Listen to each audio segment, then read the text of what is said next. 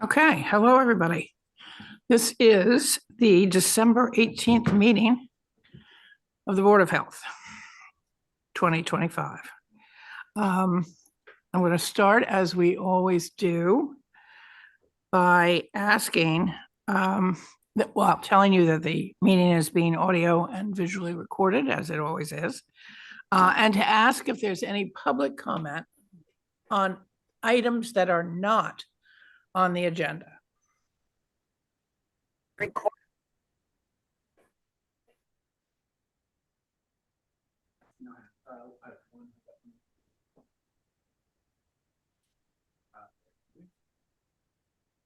Yes, go ahead.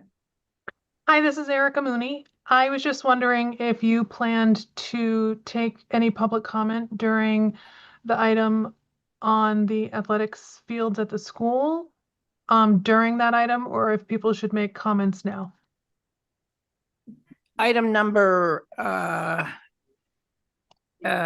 8, which has to do with the field for the school, there's going to be lots of public time for public comment. Great, thank you. Yep. Anything else? No, Jericho? Okay. Now we move on to approval of the minutes of last meeting, which was the 20th of November. Does anyone want to comment on that? No? No, hearing none. May I have a motion to approve? Motion to approve the minutes? Second? All in favor? We have to take yeah. Jim? Mary? Yes. And yes. Aye. Aye. And Carrie? Here. Aye. Okay, minutes are approved. Rocky, your turn. The director's report. Good afternoon, Rocky Miramontes, Public Health Director, Town of Nantucket. I recently reviewed the influenza vaccine data for Nantucket, and that data indicates there are approximately 3,200 individuals with Nantucket home addresses that have received the flu vaccine so far this year. As a comparison, there were 4,300 Nantucket residents that were vaccinated last year. So we still have a little ways to go before we reach last year's level. I'll also note that we had at least 2 significant spikes of influenza illness last January and February. Additionally, there's an H3N2 variant, which is something called subclade K, which is an influenza A variant. It has emerged and become a dominant circulating strain in many places, including parts of the Northern Hemisphere. Subclade was identified after the vaccine formulation was finalized, meaning it isn't specifically included in this year's vaccine. The take-home message is that the community is at risk again of experiencing a significant spike in flu cases this winter. The first thing to consider is to get your flu shot if you don't have it yet. The health department still has some, as does your primary care provider. Both are good sources to begin if you are in need or would like that vaccine. Additionally, practice good hand hygiene, avoid close contact with sick people, cover coughs and sneezes, and support your immune system. It means get enough sleep, get a balanced diet, try and stay active, and do the best you can to manage stress. By emergency order of the governor, the deer hunting season has been extended to include the first 2 weeks of February and from September 21st to October 1st of next year. I think that was recently reported locally. The committee that approved this order has 90 days to hold public hearings to consider making that extension permanent if they intend to do so. There are an estimated 100 deer per square mile on Nantucket, and it's probably the most dense area for deer in all of Massachusetts. And that number really should be around 5 to 7 deer per square mile if it were going to be a contributing factor in lessening the burden of tick-borne disease on the island. And then finally, a new state tool is expected to go live in January called Report My Meal, which will provide an additional avenue for persons in the public with an expected or anticipated foodborne illness to report it to the state. That information will go through the state disease surveillance system and then to local public health, which will trigger a response from us. So the difference is you're not going to your clinician first to get that lab result. If you suspect it, you can report it. And I will also note there's very few reports of foodborne illness on the island last year, which is a testament to the efforts of the health department inspectors and restaurant staff on the island that follow food code requirements carefully. That's all I have, unless you have any questions. Thank you. Anyone have questions? I'm just wondering, have we had a lot of cases of the flu? It's about the same as what it was last year, where I think there was 27 as of yesterday. We had 34 this time last year, but in the wastewater data, we saw a big spike recently with, I think, December 11th. And that usually in the past has meant within 2 or 3 weeks, we're going to see a big increase. Okay, great.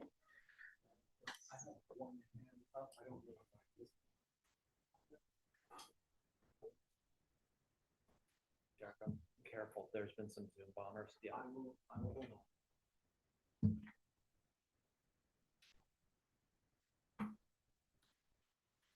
All right, now we're going to go on to number 5, and that is a discussion of short-term rental registration fees. I know that Rocky and John, I believe, have some data on that. Curtis, would you like to lead off here? Absolutely. Curtis Barnes. I want to thank you very much for following through on my request to get this data. It's very, very interesting with the disparity in these fees. I mean, we start with Chatham at $50 and Dennis at 500. We're in the middle of that. I'm curious how many STRs are registered in each of these towns. I just wonder if that might be available to supplement this report in the future, information only. And then I just want to reiterate what I believe John Giorgio said, that fees should only cover the costs of providing the service. So I don't know what's happening in these other towns, but when we look at our fee structure, I hope we can take that into consideration and possibly consider adjusting the fees in the future if necessary. The other thing, which I will come back to you on at some other time, is that we need to start registering long-term or year-round rentals. Most of our complaints are on year-round rentals, not on short-term rentals. And if you look at the schedule, Barnstable, Yarmouth, and Falmouth all require year-round registration instead of just summer registration. But in the meantime, great job, very helpful, very informative, and I want to thank you for taking care of it. I think Yes, you so have something to say, right? actually, Rocky, about yes, this? Brian Turbot is actually on the phone, the town's finance director, and he can talk a little bit about how the registration fees or the fee income is allocated. So Brian, I don't know if you're on now. I am, and thank you, Rocky, and through you, Madam Chair. So the fee for the short-term rental registration is the $250, as everybody knows.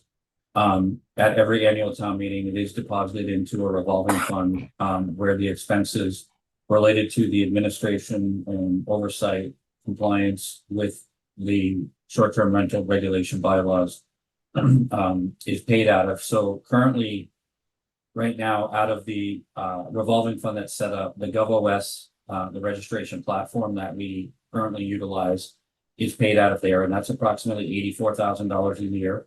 The STR compliance position that has been recently filled is also paid out of that. And when you pay salaries out of a revolving fund, you're obligated to also charge the revolving fund for all employee benefits. So any FICA, any insurances, or any other employee benefits the town pays for must be charged proportionally or in full if you're paying for the entirety of that position out of that particular revolving fund. And moving forward at the budget presentation of the select board last night, the Planning and Land Use Services Department had requested an additional building inspector. And one of the reasons for that increase or request was because the 10th edition of the building code, which came out, I believe, in July of this year, requires the building inspectors to do inspections of all short-term rentals as well. So a portion, given the fact that a vast majority, probably 50% of the time as that ramps up, of that building inspector's time is going to be focused on inspecting the short-term rentals as well. That of 50% of that position, as well as all benefits, 50% of the benefits associated with that position will be paid for out of the short-term rental revolving fund. So on a pure cost basis, we would be approaching approximately about 250,000, maybe slightly more. We may have to adjust the revolving fund at the annual town meeting, depending on where GovOS software for next year comes in. So currently, the way the fee is constructed, I believe that it's set appropriately to cover the cost of the delivery of the services relative to the operation and the procurement of the software, the compliance and the inspection requirements that the town has. As we do with all fees, we certainly will look at this on a year-over-year basis or every other year basis to ensure that it is appropriately set. But it would be my opinion right now that the 250 is appropriately set for the services that we're required to perform through our current town bylaws and through the new 10th edition of the state building code. And I'm happy to answer Very any other helpful. questions, Madam Chair, if any members of the board have them. Anyone have questions about how the fee is set? Okay, I think that's very helpful to know. All right, we're going to go on to numbers 6 and 7, which is a continuation of a public hearing that's been going on for a couple of meetings. But before we do, I want to make a statement about the Board of Health and what it does. You know, there has been a Board of Health authorized in the Commonwealth of Massachusetts since 1799 to look after the health of the area. In fact, Paul Revere was the first chair of the first Board of Health, which was in Boston. So I want to just say what the Board of Health is. It is exactly what the name says it is. Board of Health. It safeguards the health and safety of the residents of this island of Nantucket or of whatever district it's located in. It does that in 2025 by using evidence-based science. Its decisions are not based on public demand or popularity. So I just want to make that really clear. And as long as I have, Carrie, I hope you will be available to read to us the new changes that have been made in the regulations for the Hummock Pond watershed and the Wellhead Protection District.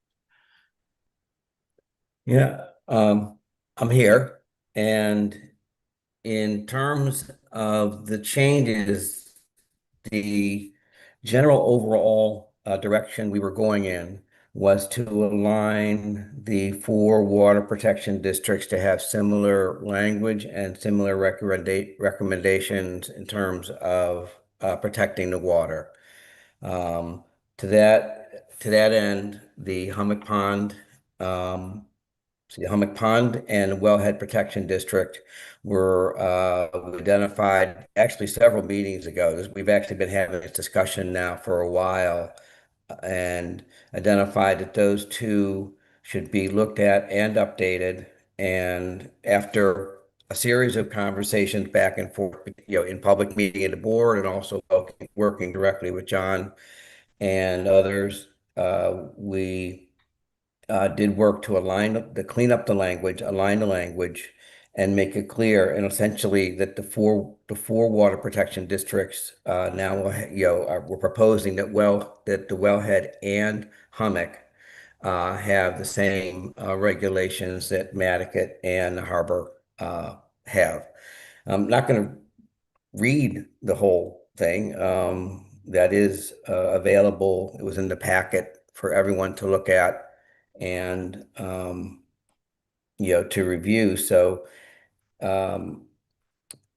if the board has any questions or any thoughts, maybe we should hear them and then open it to the public to get feedback from them. We did at the last meeting, several people spoke and there were clarifications that were identified. Those were cleaned up, oftentimes according to what they identified in terms of either clarity of language or um, having to do with this really clarity of language. There were some parts that it was unsure what meanings there were. So those were cleaned up.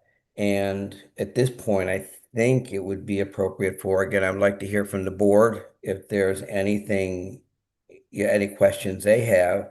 And then I would like to hear from the public as to any responses or questions they have. Are there comments on this? This is a public hearing. It's an ongoing public hearing. So are there comments from the board? Madam Chair. Yes. Yeah, I have two comments. So I'm guessing the chair and vice chair have been working on this and with staff to make sure that the language is correct and all that. But I hadn't seen this until we got our packet on Tuesday. So I hope we're not considering closing the hearing today. Okay, good. And then I've lost my other point because it's hour 57 of meetings this week. And I'm trying to do my best. So maybe I'll think of it in a second. Okay. I have allotted up to 30 minutes for the public to comment. I don't know how many people are here to talk about this particular, these two particular items, but I would be more than happy to hear from anyone who would like to speak. Hi, my name is Willa Arsenal. I'm here speaking on behalf of the Nantucket Land and Water Council tonight. I did write a letter and submitted it, which I think was included with your packet. I'll keep it brief. I don't want to take up too much of your time. I know there's a lot going on tonight. I would just like to reiterate our support for this. I think that it's a really proactive and responsible way to consider public health supply or public water supply for the good of the health of the island. There are strong reasons to support taking this kind of approach. I understand that in the last meeting that there was some concern about financial burden and variance wording, things like that. I think that if the board were to consider a variance clause and having specific wording in there to allow for specifically financial burdens to be addressed, it would help to close the gap that I think allowed many variance requests to go through previous to this regulatory change. And I think that it would, making these kinds of specific variance language changes would allow for the common and general people of Nantucket to have the most benefit from this regulation possible. But overall, I just want to say that we support this and think that it's a really positive change. Thank you. Thank you. Is there anyone else who wants to speak to this? Yes. Hi, everyone. I'm Dylan Metchampo. I'm the town's, excuse me, deputy housing director. I just have one ask really, which is that would it be possible for you to provide a plain language summary of what the changes are? I've been to basically every meeting since the moratorium went into effect, and I'm still a little unclear. Looking at the red line is pretty inaccessible, especially for people who are not doing this professionally. So I think that would be a really helpful addition for people to be able to access. And then I think, it's a public hearing, and I understand that the board has met all the requirements for the public hearing, but I think people aren't totally aware that this is happening and going on. So if there was a way for the board to advertise this at the select board or other meetings, I think that would be really helpful for folks. Okay. Madam Chair, yeah, I fully agree with what Dylan was saying. I think that's a really good idea. I'd also like to see, for whoever's been working on it, maybe like a rational basis sort of layout of why this is needed, to include with the kind of plain language, so folks are well aware and what the implications may or may not be in the future. Well, we are going to keep, we have always intended to keep this hearing open for at least one more meeting. It will go to our attorney. I think there, it has been there a couple times, but it will go again after this meeting. Those things could certainly be addressed and brought forward before a vote takes place, if that is agreeable to the board. We never intended to have a vote tonight. We just wanted to have people's comments if needed. Well, I just wanted to clarify that in the draft regulations here, it is dated effective January 1st. So I didn't know, and that wasn't clear in our packet. So just.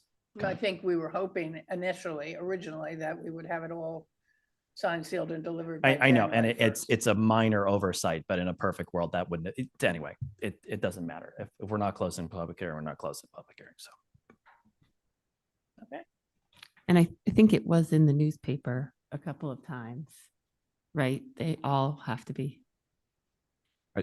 I have one more thing to add, if it's okay, Madam Chair. Go ahead. So I was also asked by the town manager and the select board to present on what the potential impacts would be on housing and other things on the island. So be presenting at the January 7th select board. So just if anybody's interested to hear about that, I'll be there.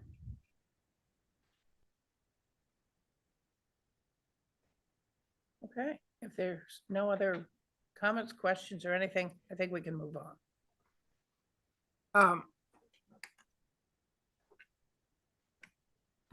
Number 8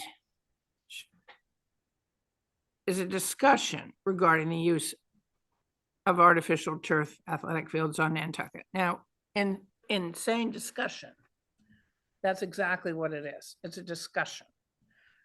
It is a meeting where people can make comments. There will be no interchange between the board and the commenters. And there will be no vote of any kind tonight. This is a listening session. Yeah. Carrie. Yes, do we need to make a motion to continue the Hammock Pond and Wellhead? We were talking about Hammock Pond, we didn't mention Wellhead, and we are going to I lumped them continue. together, but sure, if we can make a motion. Then Okay, yeah, I think, just for official purposes to make the motion to continue it, since that is our purpose and that is our intent. So I'd like to make a motion to continue the Hammock Pond regulation discussion and the Wellhead Protection District water regulation district discussion to continue the public hearing to January meeting.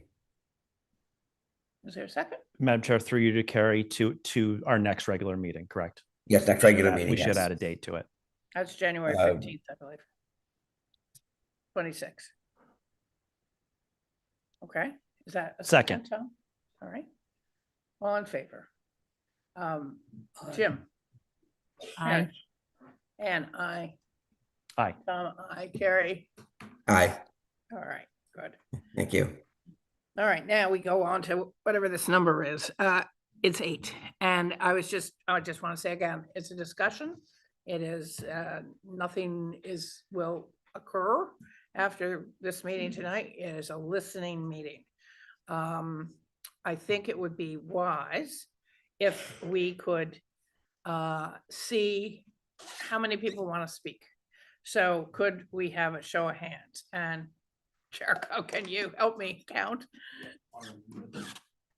I will double check with the online people too, so please keep your hands up. Yes. 1, 2, 3, 4, 5, 6, 7, 8, 9, 14. Have I missed anyone?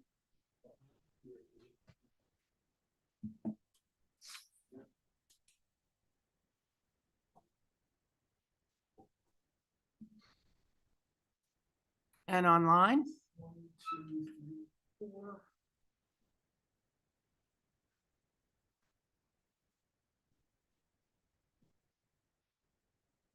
Mr. Williamson, I am very suspicious of your.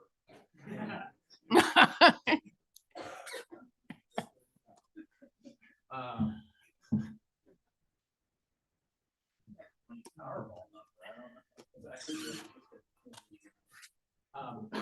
The total number of people who wish to speak in the public is 23, which gives us roughly like a minute 40 seconds. Okay, we have 40 minutes total, and what did you say, Jericho? A minute About a minute 40 You say a minute 30 to include some travel time. travel time to the mic. Okay. Okay, so you're gonna time us and I guess time each speaker.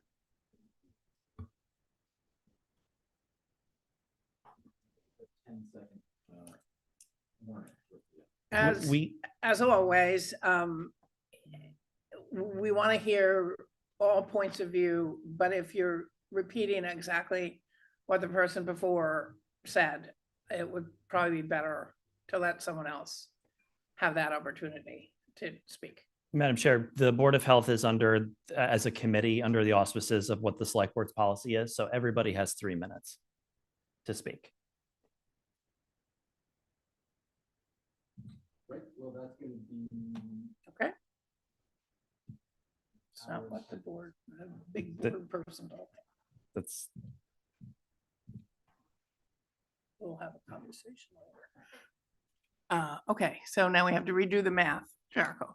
It switches us to an hour and 10 minutes. All right? Which means that everyone has 3 minutes, but then I'm going to be even more strict about not repeating exactly what the person before you said. Anyway. Sure.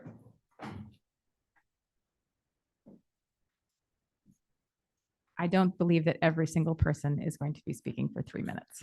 That's all. Have the timer going for 3 minutes and give it a 10-second warning. I also think that we said earlier that we would go back and forth between the online speakers and the in the room speakers. Right. Okay. Can I start us off?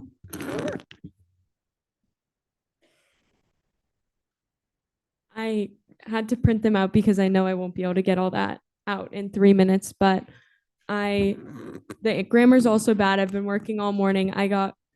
Madden Myers, Nantucket High School athlete. I've been working all morning. I've gotten over 30 quotes, and I know that these quotes aren't necessarily science, but it is actual experience that backs up scientific studies. As the soccer goalie, I've taken my fair share of beatings not by my opponents, but by the field. I've gotten injuries from the ground, from the divots, from the lack of friction due to dirt, torn muscles from other people tripping in holes and falling on top of me. But ever since we've moved to the turf fields out in Nobodier, I haven't been injured once. I understand there's much concern over the cancerous PFAS chemicals. However, I'm also well aware that the ban of the turf fields would be a health risk in itself. Nobody wants PFAS harmful chemicals on our field. Good thing our current turf field installed in Nobodier is tested each summer by a certified professional and is proven to contaminate unharmful levels of PFAS. The point is, we need to stop consuming propaganda from outside states. The Nantucket Board of Health is designed to protect the health of our community, given the island's unique environment. It's irrelevant that there are some turf fields off island that are outdated and have overwhelming amounts of PFAS, because our community has purchased and will continue to purchase the most technologically advanced safe turf materials. If our Nobodier turf has never caused any chemical harm before, why take something so beneficial from our athletes away? Turf fields are necessary for the safety of Nantucket athletes. The fact our entire community has to cram all practices and games into 3 field facilities, including the Delta fields, no-deer fields, and high school fields, puts a lot of pressure on those playing surfaces. It's near impossible for grasses to hold such lengthy practice hours. As a result, our fields are inadequate. Turf is not a safety problem. In fact, it's the solution. The grass has already put so many athletes in physical health risks. For example, Shelby Harriman, her freshman year, partially tore both her labradorums and her hip due to the mud pit formed in front of the net. Her dreams of playing field hockey in college were crushed when she realized her body couldn't support another 4 years of pressure on her hips. Alex Weisentanner, a Nantucket starting lacrosse player, tore her ACL, MCL, and LCL in her left knee during a lacrosse game on a grass field. Alex has also experienced a gradual complete tear to her MCL. I then go on in this essay to list 10 more students, my friends, who have been negatively impacted due to conditions of grass fields. Not only are these athletes' physical health at risk, but their mental health is at risk as well. Fuller Holland states, when he got a concussion, I was out for many months and it kept me locked inside my house. Not only did this prevent important improvement in my physical health, but it heavily affected my mental health, not being able to do almost anything. It became very easy to become mentally down, which is almost torture, especially being in my teenage years where we benefit the most from movement and activity.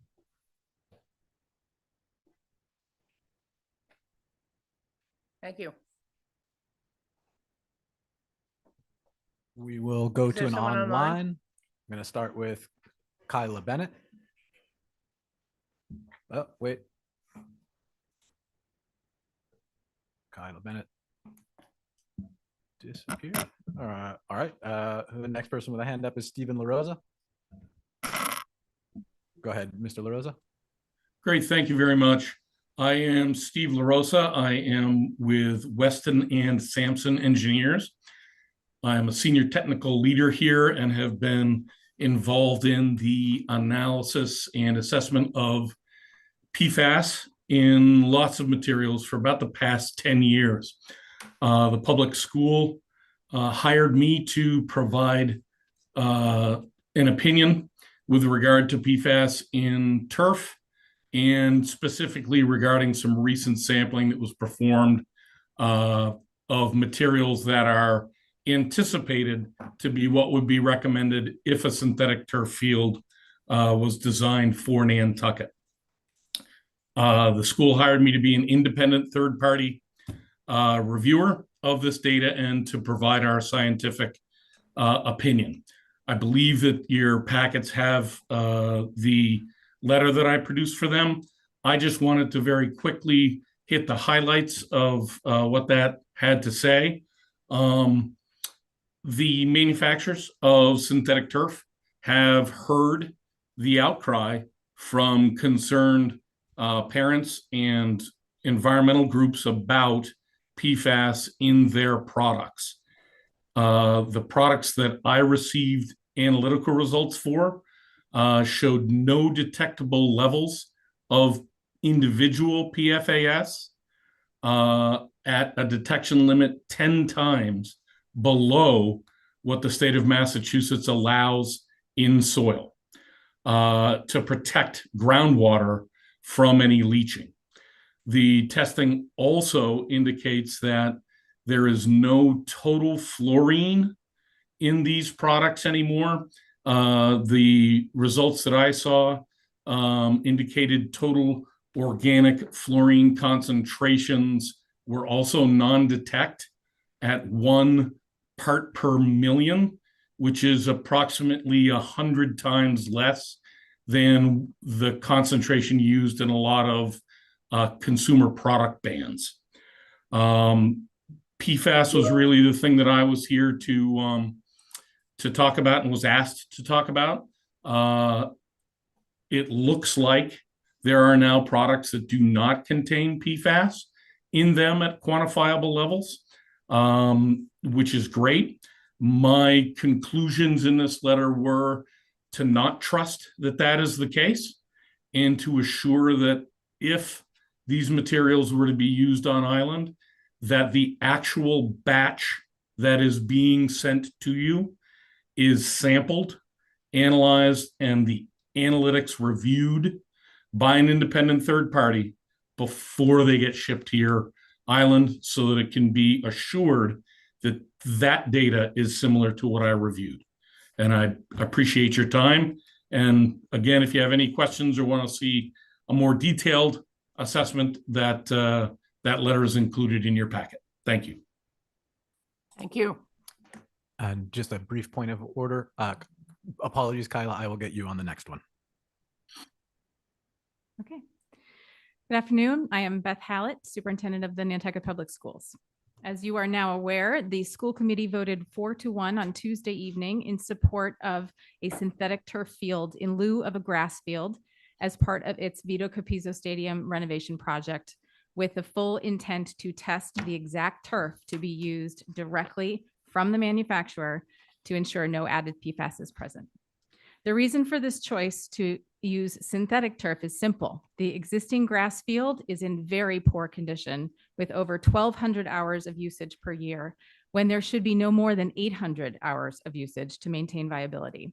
Our other grass fields are nearing the same poor conditions.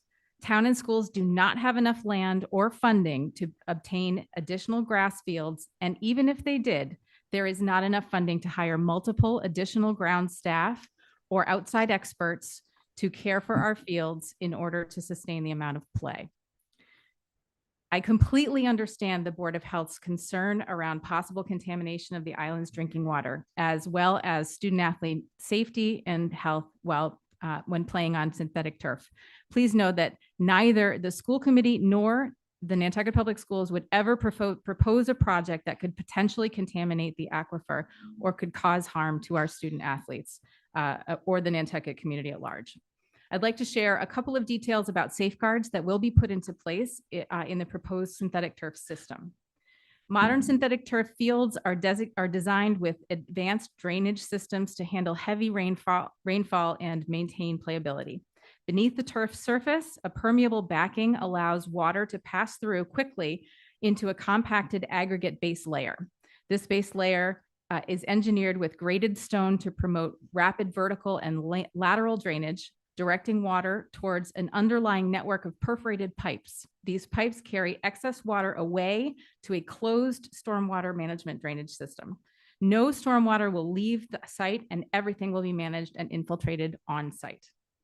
Microplastic concerns associated with synthetic turf fields are largely tied to crumb rubber infill, which this proposed project will not use. As a result, the risk of microplastic migration is significantly reduced. While turf fibers can eventually break down over time, a process that occurs very slowly, there are straightforward measures to prevent these particles from leaving the site. There will be walk-off mats at all fields access points to capture any loose fibers before players exit playing areas, and regularly maintained drainage catch basins will be installed to intercept any particles carried by water. Together, these strategies provide a simple and reliable way to manage fiber fragments and protect the surrounding environment.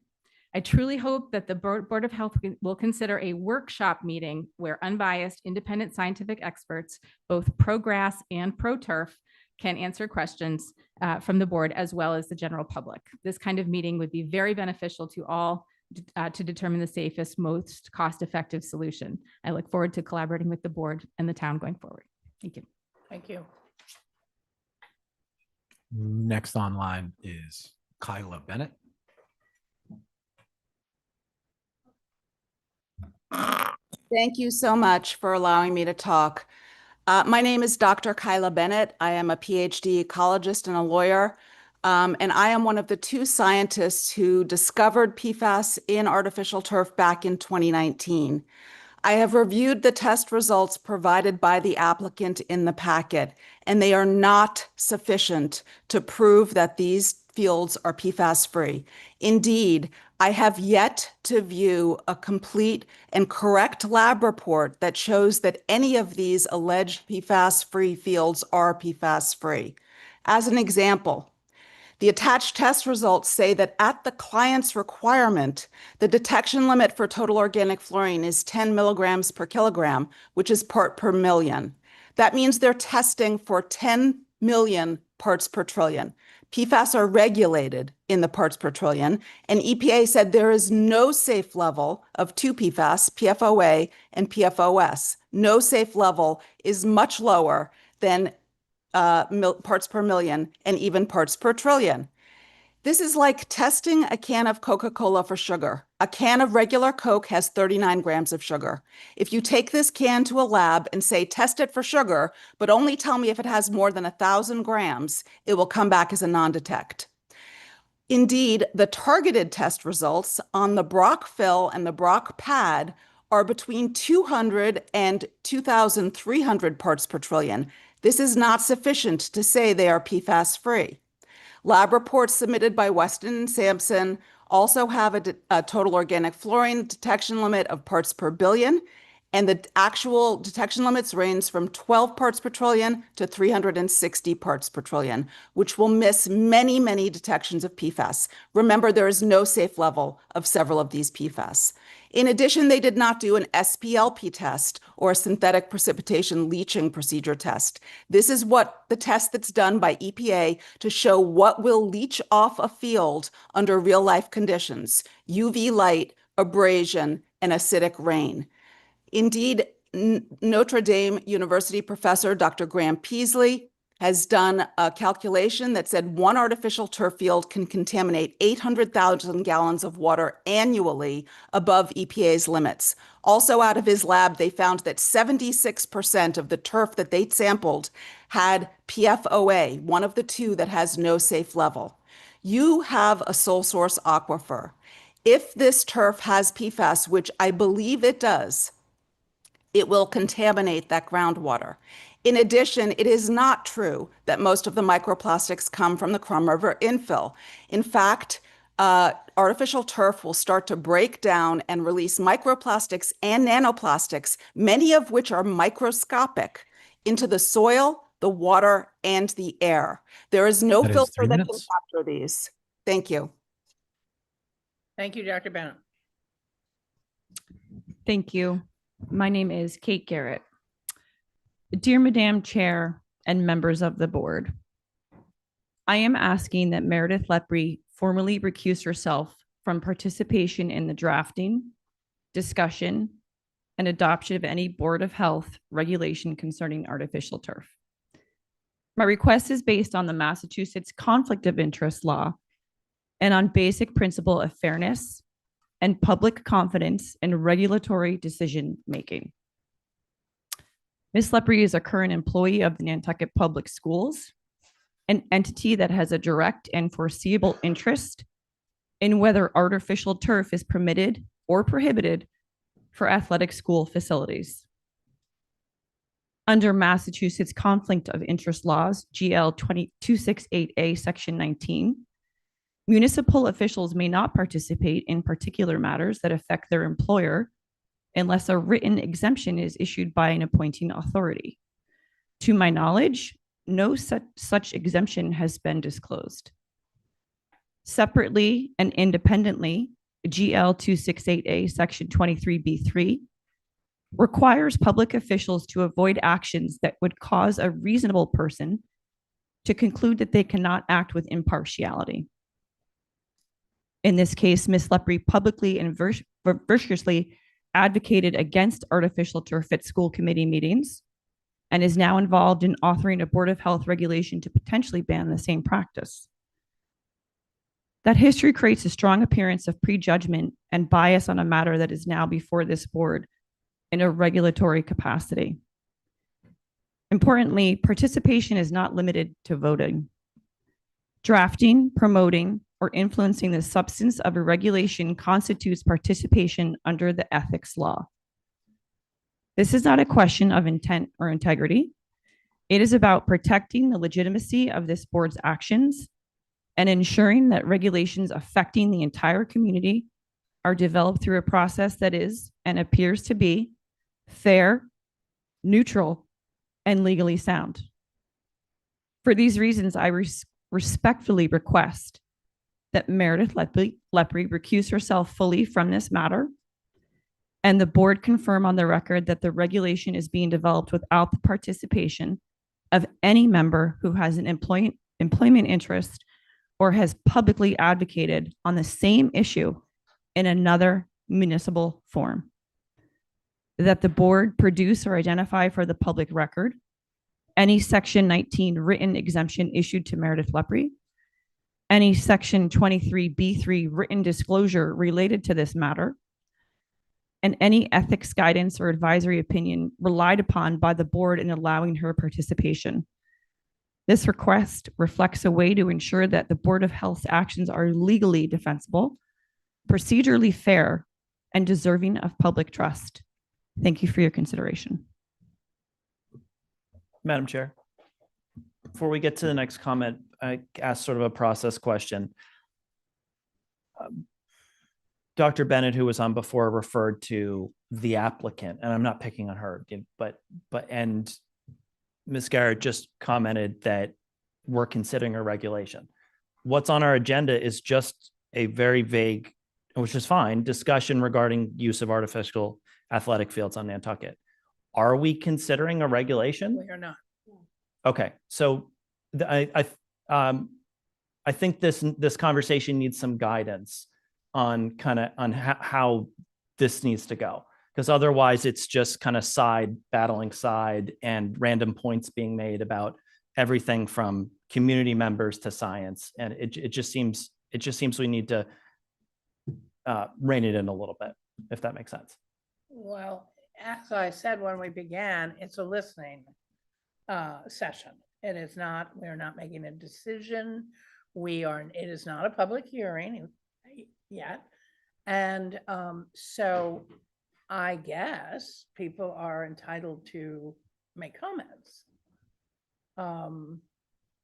I don't know what quite you mean by reining in, but. Well, I mean, what is it that yourself, the board, wants to hear from the public? Because the agenda item is very broad, and we could go everywhere from the science to it, whether there's PFAS or not PFAS, to whether that's what the school's doing, to what the school committee did, to what the select board was talking about. It's a very broad topic. So I'm more than happy. I think it's great that the public is here. I'm just thinking it might be more productive if the board were to give the public some guidance about what the board wants to hear. Would you like to suggest? Your agenda item. You're on the board too. Yeah. So go ahead. Well, I mean, that being said, I'd like to hear what the public has to say. So please.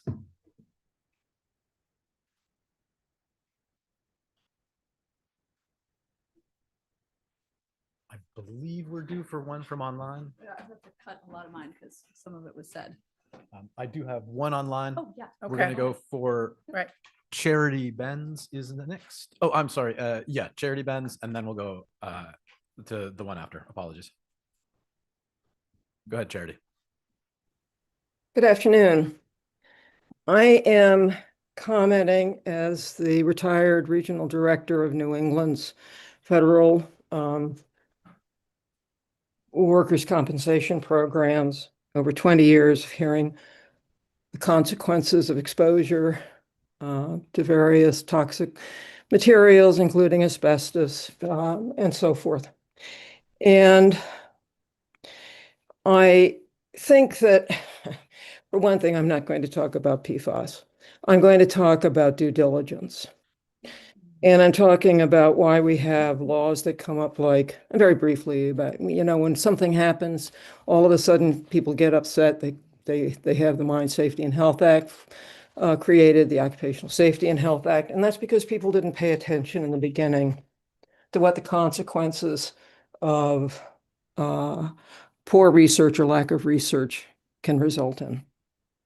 I want to read quickly. And the fact, let me just say that the factors of exposure to any kind of deleterious or toxic or harmful material is the frequency of exposure, the intensity of that exposure, and the duration of that exposure. And we know that that is a matter that affects young people who are actively engaged in, I want to call them combat sports, but they're out there running around and kicking up divots and doing things like that. But in watching the school committees and getting a sense of their priorities, with the exception of Tim Lippery, who has certainly seen the result of all kinds of toxic exposures in his career, the discussion seemed to focus on sports and games, not the risks and dangers to young people who will possibly pay the price for adults not performing the due diligence needed to safeguard young lives now, when they're young, and the impact of some of the things that can happen to them when they're young 30 or 40 years from now. And so what I'd like to do is read you some data from a November 17th Forbes article. And the title of that was More NFL Injuries Raise Concerns About Artificial Turf. Now, I have to minimize this so that I can read you these. And so these are the findings that were curated, and I summarize them. NFL injury data, turf versus grass. NFL data consistently shows higher rates of lower extremity injuries, especially non-contact knee, ankle, and foot injuries on artificial turf compared to natural grass, with players experiencing more severe injuries and higher odds of needing season-ending surgery on turf surfaces. Studies from the National Football League Players Association and the National Institute of Health confirm turf leads to significantly more issues, like 32% more non-contact knee injuries and 69% more non-contact foot and ankle injuries, fueling player calls to move to natural gas. And that is 3 minutes. Apologies. Okay, but I would urge you to take this beyond PFAS to the consequences on young lives. This is not about just playing games. This is about what can happen to them on these fields. And I hope you will do the due diligence that's required to protect them long into their adult lives. Thank you very much. Thank you.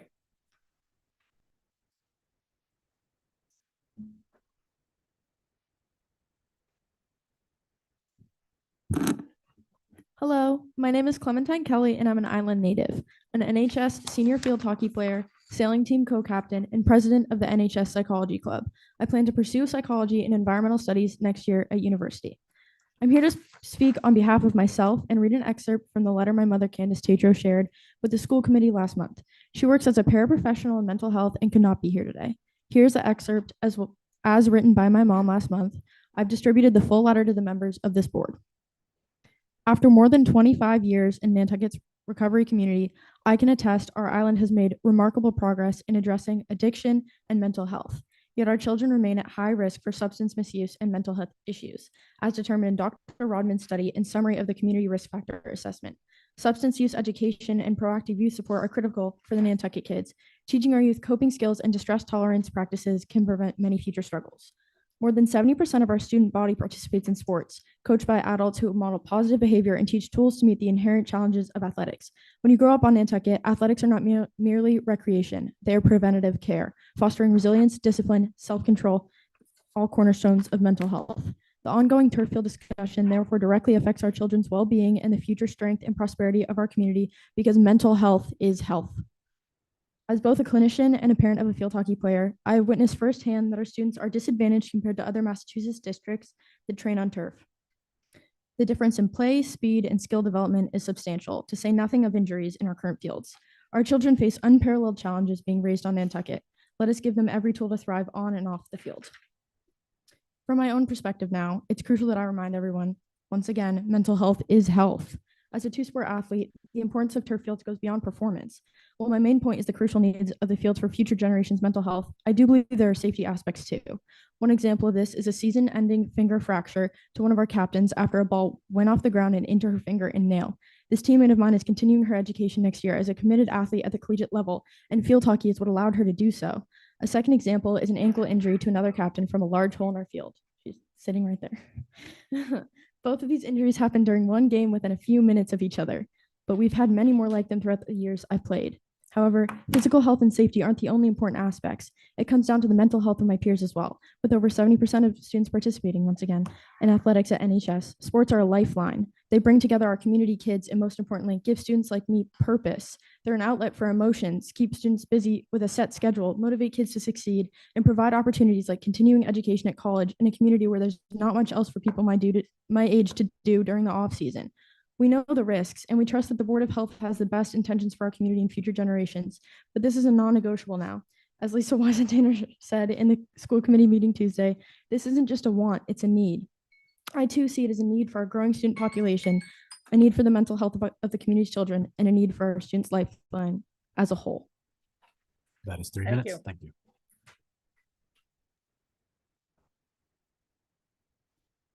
We have one from online, Erica Mooney. Hi, thank you so much. I just wanted to make a comment to piggyback on something that Tom Dixon said, and that is the purpose of the meeting tonight. When I was looking through the agenda earlier today, there was no staff summary, there was no indication from a board member what the purpose of it was in the packet. There was just pages and pages of data with no reference. In terms of what they were related to, there was no reference of where they came from. So it was very confusing about what the purpose of tonight was and who brought it forward as an agenda meeting or an agenda item. So that would be helpful to have that clarified. Also, pursuant to one of the previous speakers, what happens on the fields at Nantucket Public Schools is not the purview of the Board of Health. That is the purview of the school and the school committee. So I would urge the Board of Health not to think about people getting concussed or having serious lifelong injuries. That is up to the sports teams, their parents, and the school. That shouldn't be part of this. Also, I wanted to note too, something that was said at the select board last night that really struck me. And that was, and correct me if I'm wrong, but I believe Kate Garrett said 70% of our students at NHS are student athletes. That seems unheard of to me. And that just shows the heavy use of our fields and the fact that the school grounds team, which do an amazing job, just can't keep up with the usage. And I am very much in favor of having turf fields. I have a daughter who has been very lucky to play club field hockey at a higher level. And we have been all over New England for her playing. And the level of competition is there's just no comparison when kids, come from our fields and then go off to these higher standards. So I think it's a real disservice to our student athletes to not provide them with better fields, and having grass fields isn't going to do that. Thank you. Hi, my name's Graham Beasy. Thank you to the Board of Health for the care you bring to these decisions and for the commitment to our community. I agree that PFAS should be minimized wherever possible, which is exactly why the school hired Weston and Sampson to analyze this product. The turf under consideration has no intentionally added PFAS. There is no PFAS used in the extrusion process, no crumb rubber, and the infill is Brock infill. Independent testing found no PFAS in the turf, down to a detection limit of 0.012 parts per billion. I have heard the question, why add anything at all? And it is a fair one. The key public health question, however, is whether this product materially changes risk to our population. Based on the data, it does not. Given the test results and the groundwater containment system that has been proposed, this turf does not represent a realistic threat to our water supply or to our public health. Detection does not equal meaningful exposure, and 0 is not a scientifically achievable baseline. In real world materials, including our drinking water, true 0 is rarely possible. The relevant question is whether this turf measurably increases PFAS exposure beyond background levels. It does not. This process reflected accountability, not indifference. It verified through independent testing and will test again using the actual material installed. I would also encourage retesting the existing NPS soil as it was done in 2021, as that soil tested higher for PFAS than the turf that we are proposing. If turf is not allowed, we eliminate a material that provides safety, durability, and reduced maintenance without meaningfully improving PFAS exposure. Good public health policy weighs both risks and benefits. Finally, if turf were banned due to potential for trace PFAS, that standard would need to apply consistently across the entire project. That would leave us with no outbuildings, no bleachers, and no track. For context, the turf tested non-detect down to 0.012 parts per billion, while common materials like the asphalt roofing shingles can contain PFAS in the hundreds to tens of thousands of parts per billion. When you consider water use, fertilizer use, field availability, field conditions, and existing soil conditions, turf becomes a viable and reliable option. Good public health policy weighs both risk and benefit, and a turf with non-detect PFAS to 0.012 parts per billion does not materially increase the risk to our public health. Thank you for your time, and I support Kate Garrett's comments.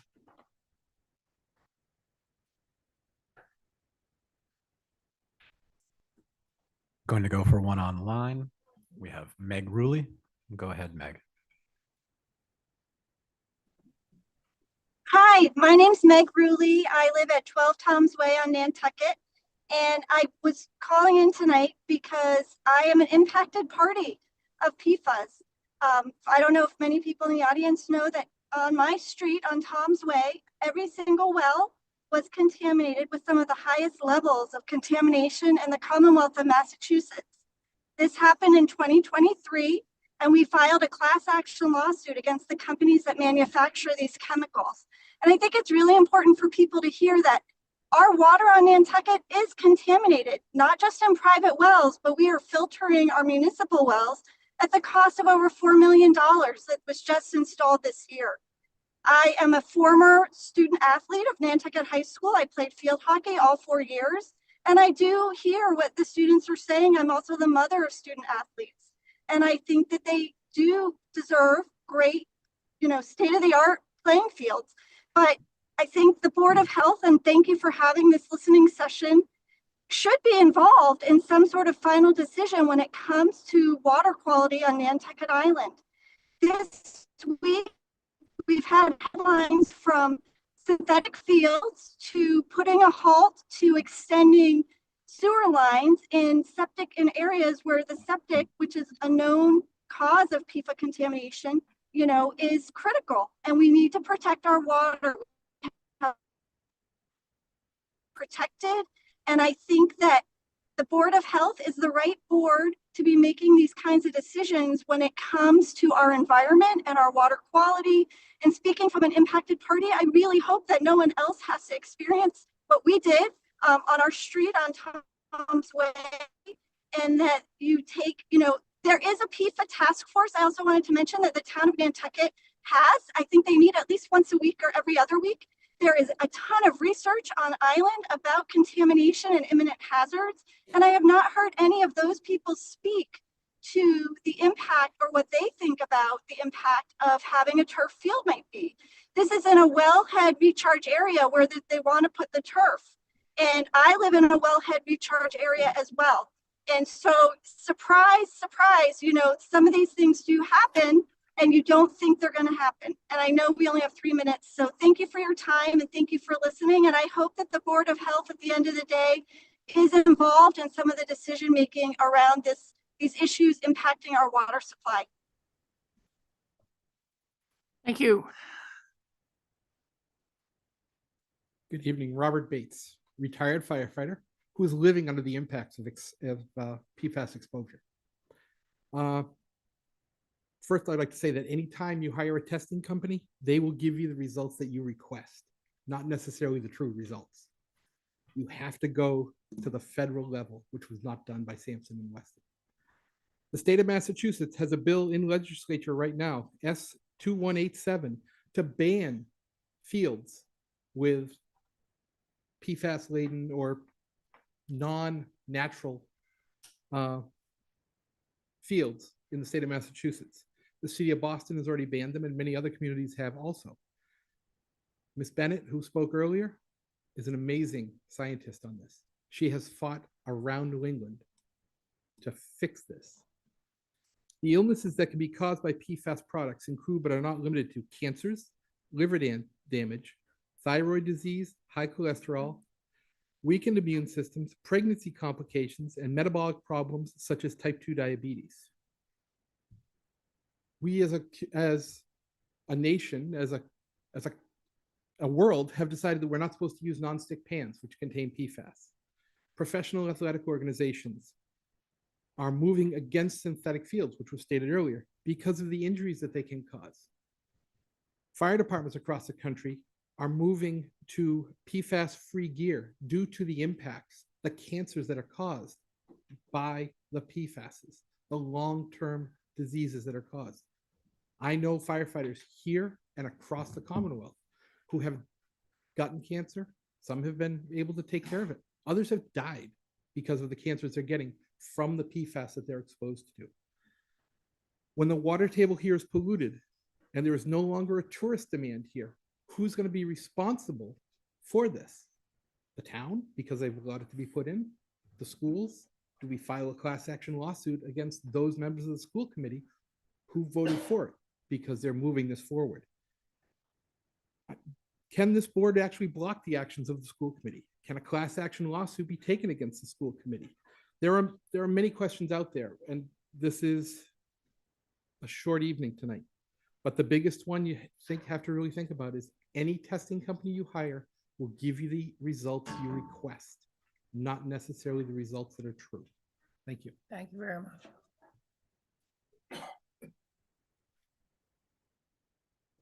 Jericho, is there somebody else to speak online from?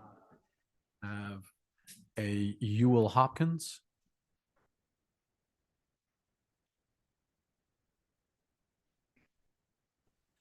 Thank you very much.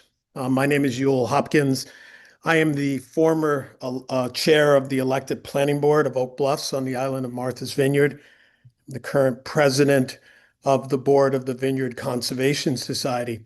And I wanted to commend the Board of Health for having this discussion this evening and share with you just at a very high level some of the experiences we felt and experienced in Martha's Vineyard. Sitting on the other side of the table and conducting many, many hearings and hearing very similar comments, at the end of the day, the Board of Health in my town decision to implement not a moratorium, but a ban is the only thing that brought our community to a point of moving forward and determining what would our future be. We have committed to grass fields. We're making them work. We have the same challenges of utilization of those fields. We're embarking on building an entirely new campus and building. And at the end of the day, convenience, which clearly plastic fields bring to the equation, was not considered to be paramount to the health and safety of our water supply and the individuals that were involved with athletics on those fields. So I just wanted to say that you have a neighboring community that has experienced this. I encourage you to take time to look at the Oak Bluffs Planning Board website and look at the voluminous amounts of information that is available and testimony that has been given speaking to this subject, and really ultimately what led us to not a moratorium, but a ban on these materials in our community. Thank you very much, and I look forward to being available as appropriate as we move forward. Thank you for taking the time. I have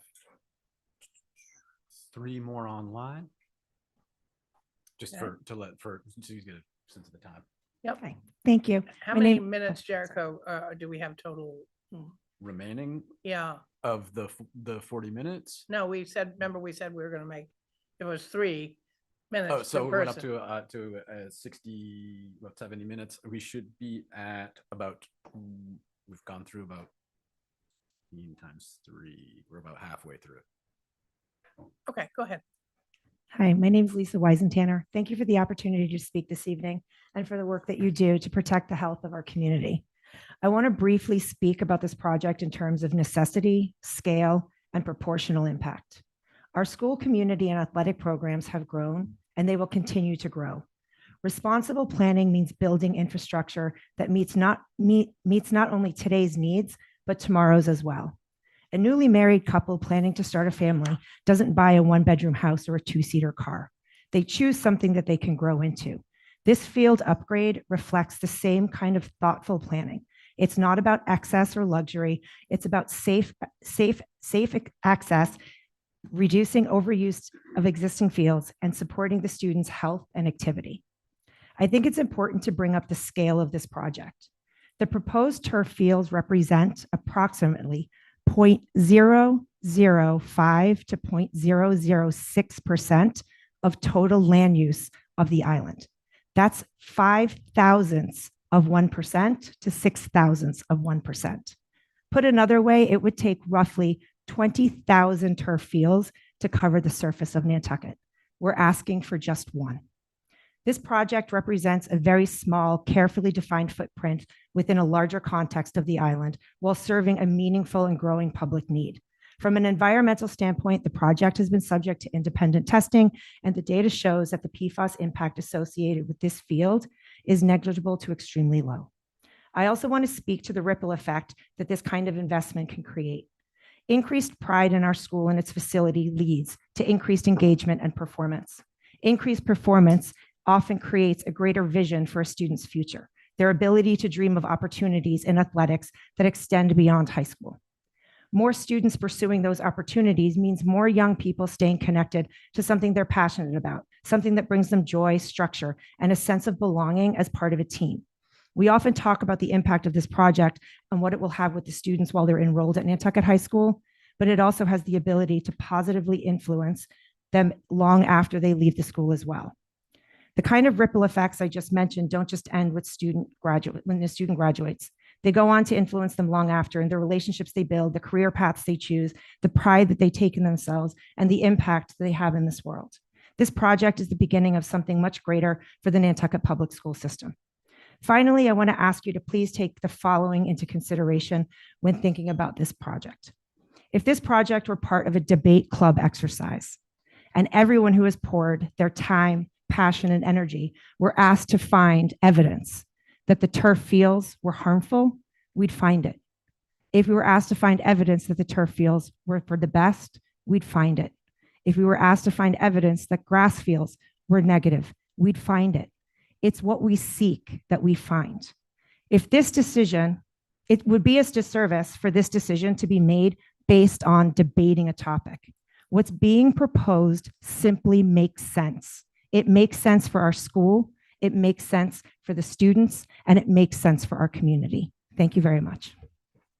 Thank you.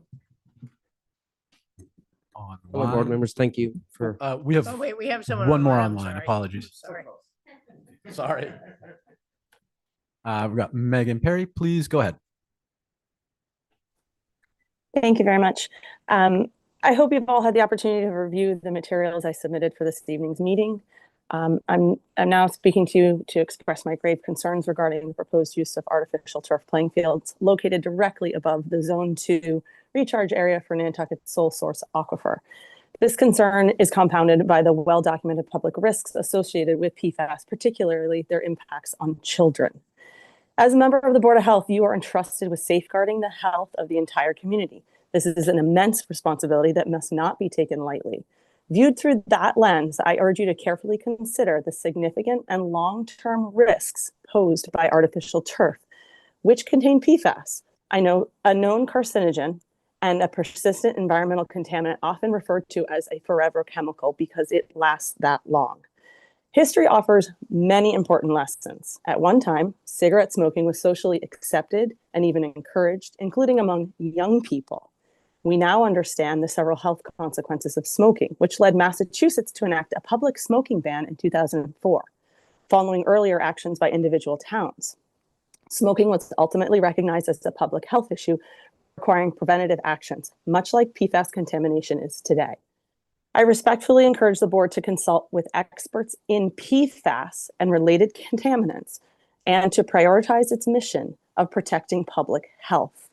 The only effective way to reduce harm from known contaminants is to limit your exposure.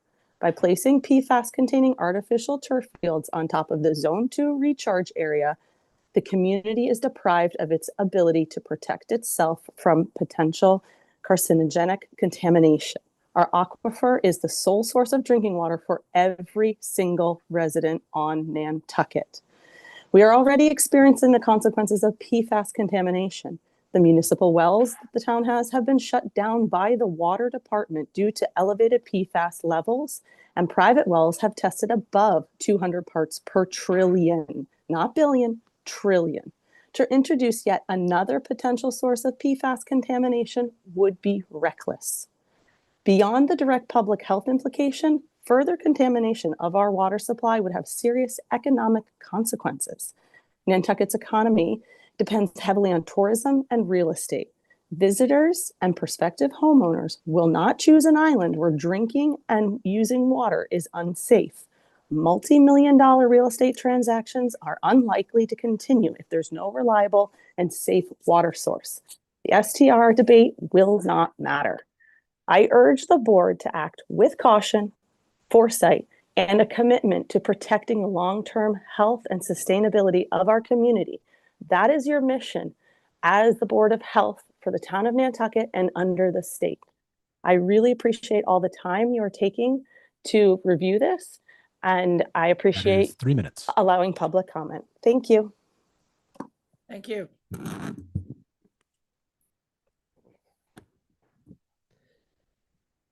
Hello, my name is Tom Hanlon. I'm a landscaper here in the island.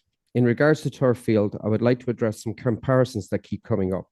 Comparing our schools' heavily trafficked fields to NFL or NBLB fields is not realistic. Those organizations have massive staff, unlimited resources, and access to products and practices we simply do not have. They are maintaining one field that might see fewer than 100 hours of use in an entire season, and then that field gets to rest for the remainder of the year. I'd also like to point out that even though we'd love to have all our students professional players, they're not. They're high school kids, and they're not playing on the level of professional players. I think it's unrealistic to compare our high school kids to professional players. That is not our reality. Sorry. That is not a reality. We are not talking about one field. We're talking about multiple fields that are used roughly 1,300 hours per year. The wear and tear is not even in the same universe. Organic fertilizers are often held up as an alternative, but this is neither feasible or affordable at this scale and does not perform the same way. You cannot expect an NLB level maintenance program at a high school that still has cinder tracks in 2025. It sounds great in theory, but it's not happening in practice. And frankly, I can't imagine that teachers would support diverting significant additional money to sod fields maintenance when the same money can make a difference in their day-to-day lives in a different way. NPS is not a large organization with bottomless funding. We do not have that kind of funds. On another note, the town has tried twice to ban fertilizer. There are with our school presenting PFAS-free turf option that would eliminate the need for hundreds of pounds of fertilizer to reduce water by more than 1.7 million gallons of water per year per field, especially when we're in the middle of a water ban during the summer because of our water levels are so low. We also need to be clear about PFAS actually move through the environment. PFAS is in water, in rainwater, are soluble. When it rains, those components moved with the water into the topsoil. That is the soil that our kids are rolling around in. That water does not stop there. It continues downward into the soil and ultimately towards the aquifer. Right now, that PFAS-containing rainwater, which becomes PFAS-containing grass and soil, goes directly into the ground with no containment. According to a 2021 MPS soil report, the existing soil tested higher for PFAS at every level than the turf system the school has approved. It is also worth noting that the proposed turf includes a filtering and containment system designed to capture microplastics and filter rainwater off the field, so it minimizes the exposure to children. Thank you. Thank you. Online, we have a Dr. Philip Landrigan. Go ahead, Dr. Landrigan. You should be clear to talk. Thank you. Can you hear me? Yes. Good afternoon. My name is Dr. Philip Landrigan. I am a pediatrician. I'm a professor at Boston College, where I direct the program for global public health and the common good. Previously, I worked for many years at the Centers for Disease Control in Atlanta, and also for a number of years at Mount Sinai School of Medicine in New York, where I directed the preventive medicine programs, and including the medical response to 9/11. I'd like to speak as a pediatrician about the hazards to children from synthetic fields, and there are multiple hazards here. One that I haven't heard previous speakers mention is the problem of extreme heat.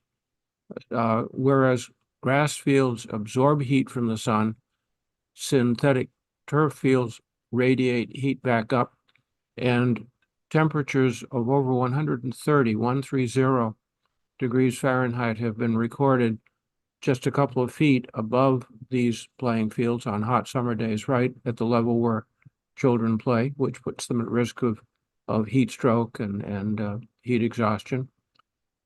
A second risk is MRSA, methicillin-resistant Staphylococcus skin infections. What happens is that bacteria get into these fields, kids scrape their knees, scrape their elbows, and very serious infections can result. And then thirdly, the chemical hazards. We've heard a lot about PFAS, and certainly PFAS is one chemical to worry about with synthetic fields, but it's not the only one. Many synthetic fields are made of styrene butadiene rubber. Styrene is a neurotoxic chemical. Butadiene is a known cause of leukemia and lymphoma, and is in many turf fields, depending upon the chemical formula. Other turf fields have had high levels of lead, high levels of cadmium. In some fields in New Jersey, the levels were so high, the levels of lead were so high that the fields needed to be closed. Let me say a couple of words about PFAS. The firefighter, whose name I didn't catch, but who spoke 2 or 3 persons ago, talked about many of the hazards of PFAS. One more that I did not hear him mention is that the World Health Organization has determined that PFAS can cause testicular cancer. That if a young person, a young male athlete, is exposed to PFAS, that person's risk of testicular cancer, years, even decades into the future, is increased.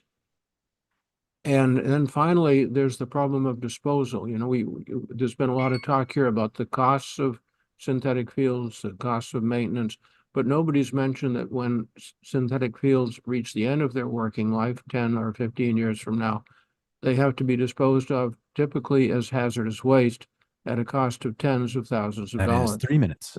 And those costs have to be considered along with everything else. And then finally, the PFAS contamination of groundwater is a hazard that cannot be ignored. Thank you very much. Thank you. Any chance you could ask him how he found out about this meeting and what his relation to Nantucket is?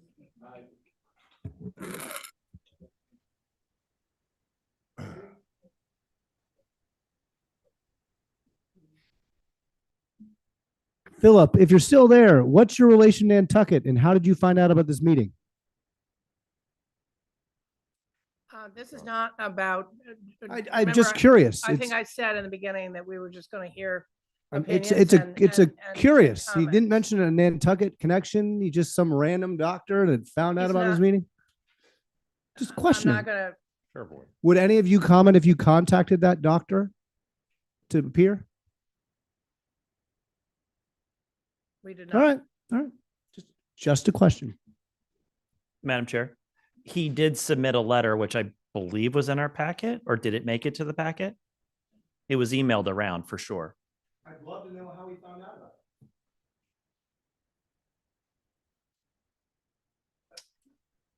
On the clock? Yes, good. My name is Matt Tara. I have 2 children in the school. I have a 2nd grader. Working now. My name is Matt Tara. I have a 2nd grader at the public school system and a 4-year-old at preschool. One, I just can't believe we're even sitting here. The community has had so much overwhelming support for this project. And it's sad that the Board of Health is at the juncture to kind of end a project that is so vital to this community's vibrance and our children's future and our ability to have sports here and community. It's crazy. And I just came here 15 minutes ago because I couldn't believe this is going to happen. That's my emotional part. The part about the facts. We have a lot of risks in this town. Literally, we had a doctor just talking about PFAS testicular cancer. These are the risks we go with every day. We should literally ban cars in this island if we're worried about risks. These risks are so minuscule to the benefits of a field and a community that has vibrant sports program. It is crazy. So there are risks in everything we do, in health, in transportation, in our lives. And we're taking a risk that is literally 1 to 2% and changing the whole community for that risk, which a few people in this community have been affected. There's no doubt about that. But I think this committee should really take into account what are the risks every day. Should we close restaurants because there could be E. coli? We don't do that, right? We have apartment buildings that are in squalor. You should focus on that. We literally have a PFAS site on this island, which is a dump of industrial equipment that we have not closed. That is where the PFAS is going. So let's worry about things that are actually happening and not things that could happen. The other thing I really thought about, and there's been a lot of good points here. Does this committee have the ability to ban materials that are used on this island? Can we go through roofing? Can we go through the nails that are used, the tires that are used? It's an interesting question, just what the purview of this committee is, that you can go ban a material that's used. So should we go through every piece of material, potting, slate, pools? What about the gunite that's used in pools? Should we go look at that material? It could leach into the ground. And I think what I would like the committee to examine before they even make a decision is your purview this wide that you can ban materials that are used on this island in any building or any practice. Because if you're doing that, that's a different than actual health maintenance. And I come back to the fact that literally our community is dying to have this field. It is what we want. Don't get in the way of it. Thank you.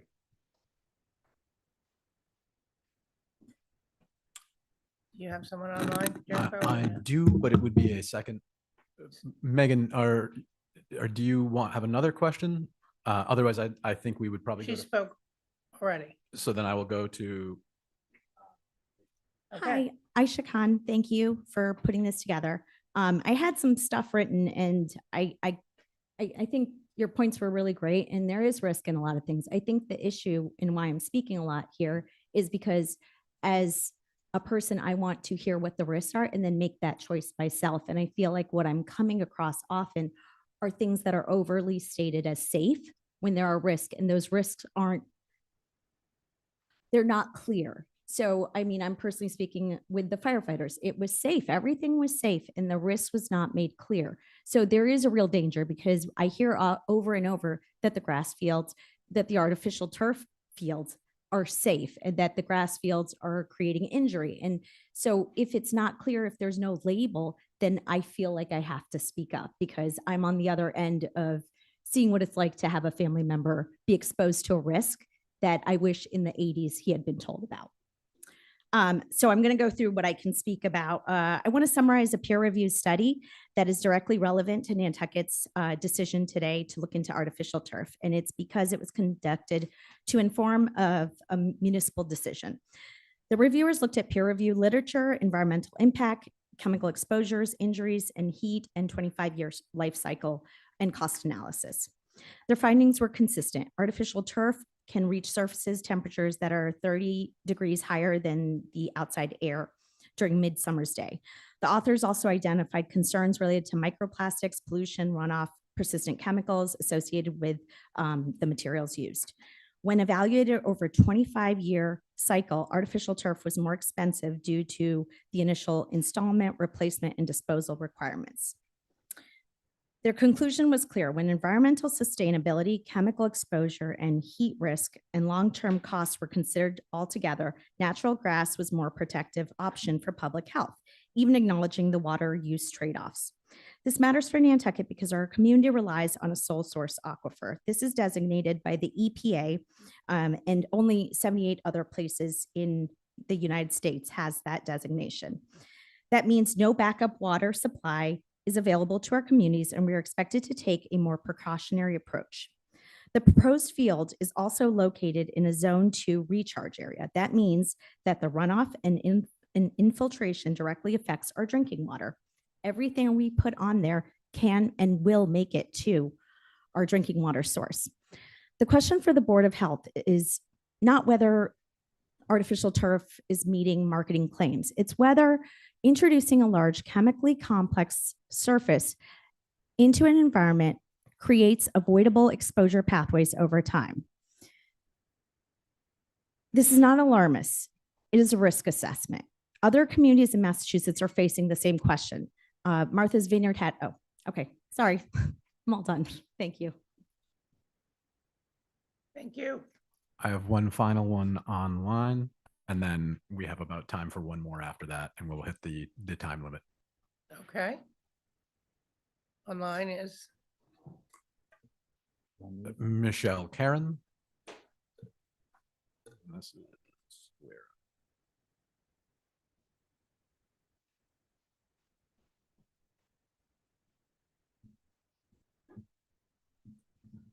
Go ahead, Michelle. Yes, hi guys. okay.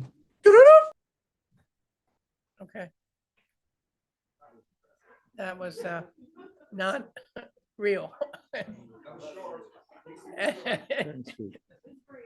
It's been a lot worse in previous Yeah, I times. know you've had. I guess, yeah, go ahead. Hi, sorry, not as tall as you are. Just gonna adjust this. I'm here tonight. Name? Sorry, my name's Will Arsenal. I'm here tonight on behalf of the Nantucket Land and Water Council. And we're asking the Board of Health to consider formal action to prohibit the installation of synthetic turf materials on Nantucket based on documented and yet unresolved risks to groundwater and drinking water quality. I fully acknowledge that there are many interests at play here. Our specific role in this issue is to make sure that we are properly accounting for long-term protection of our drinking water supply.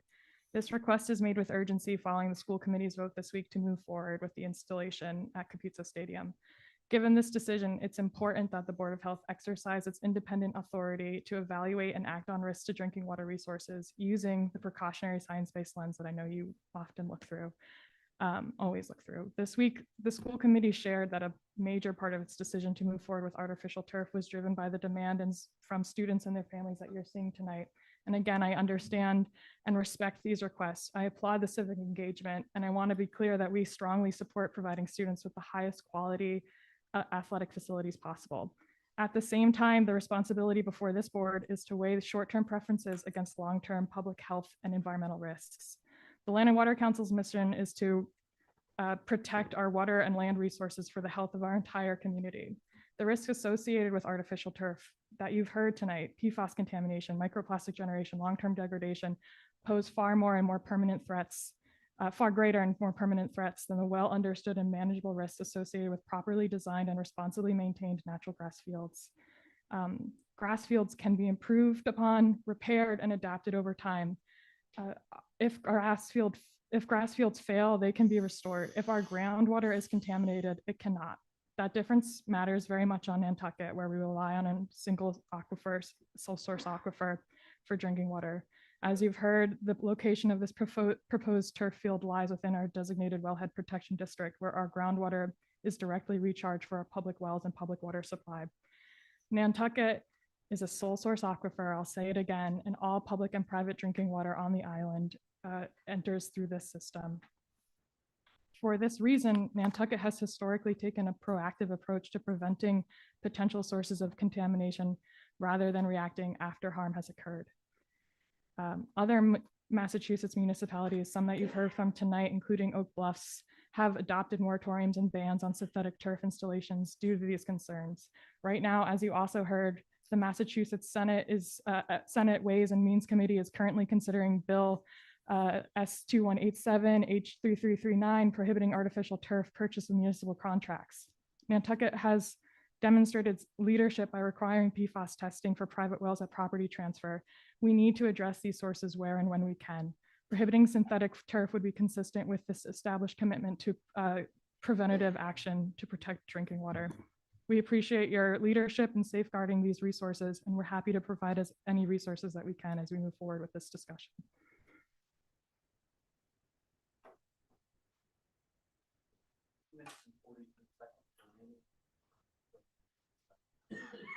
So we have one more speaker.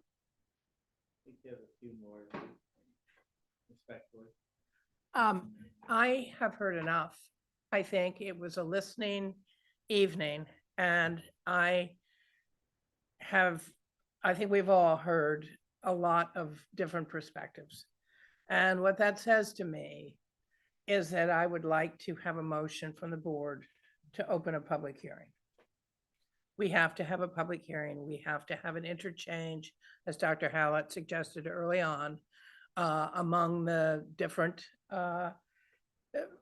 points of view and constituents, the experts versus the individuals. And I would suggest that we do that. May I have a motion to open a public hearing? Madam Chair, point of order. A public hearing to consider what?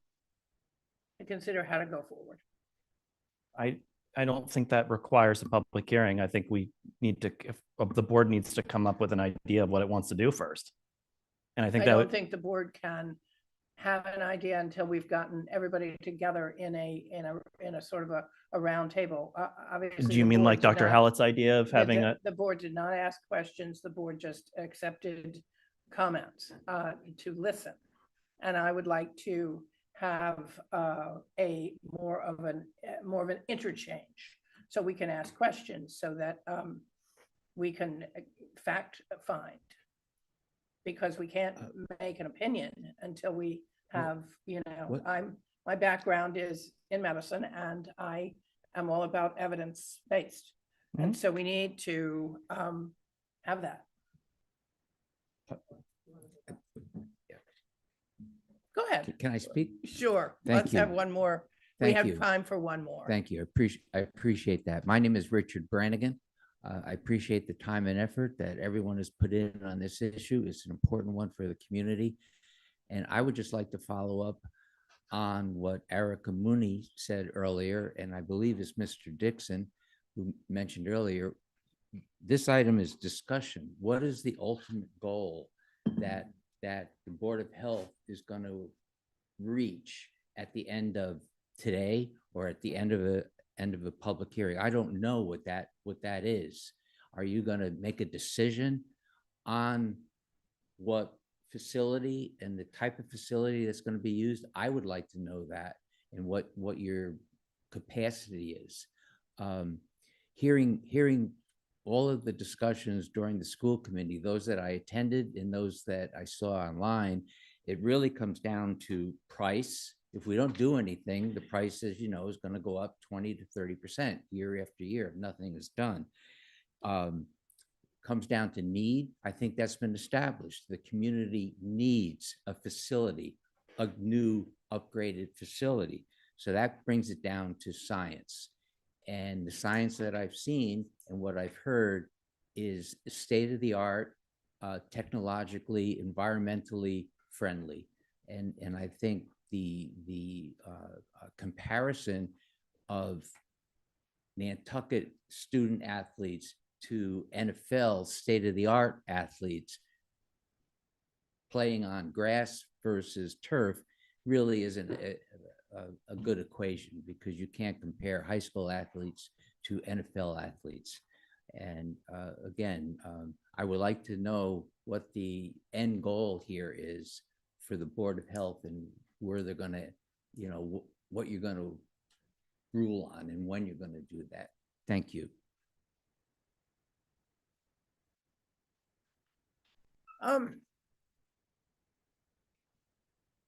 The end goal is for the Board of Health to be able to make a decision on what sort of action it should or should not take relative to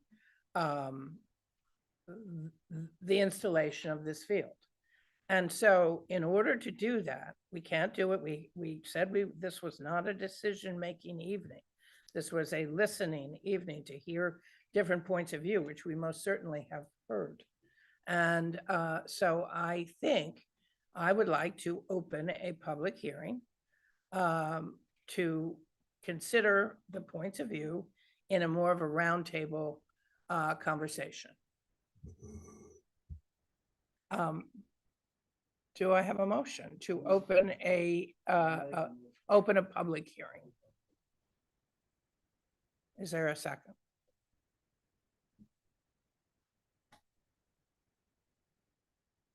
I'll second it. Okay. All in favor, Jim? Meredith? Yes. Anne? Yes. Carrie?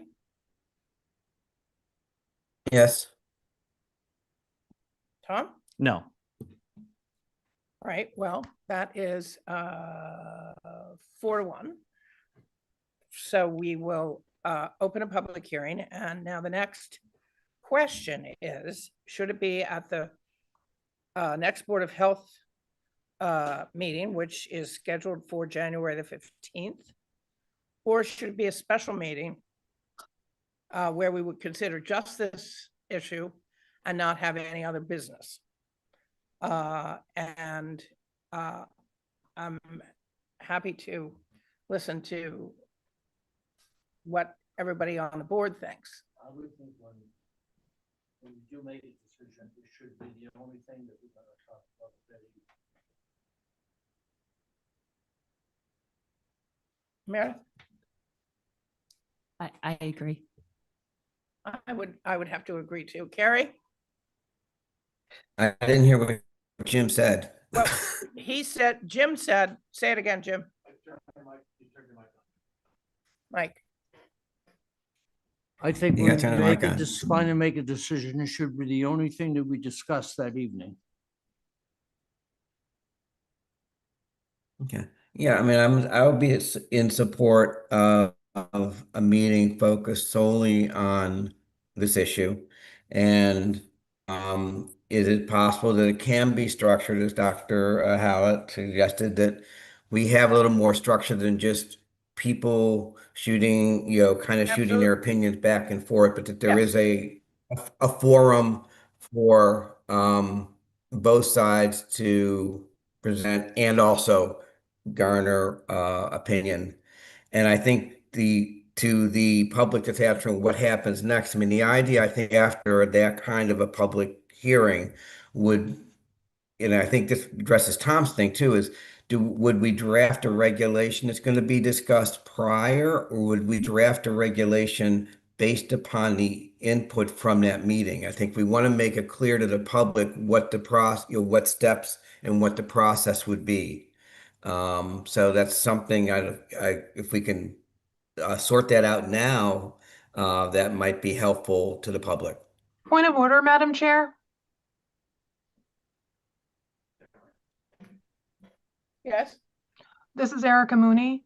The motion that you voted on was to open a public hearing. That's not the proper motion. It should have been to schedule a public hearing. And I would highly suggest that you prepare and have vetted a set of regulations that are amended prior to holding a public hearing so people know what they're going to be discussing.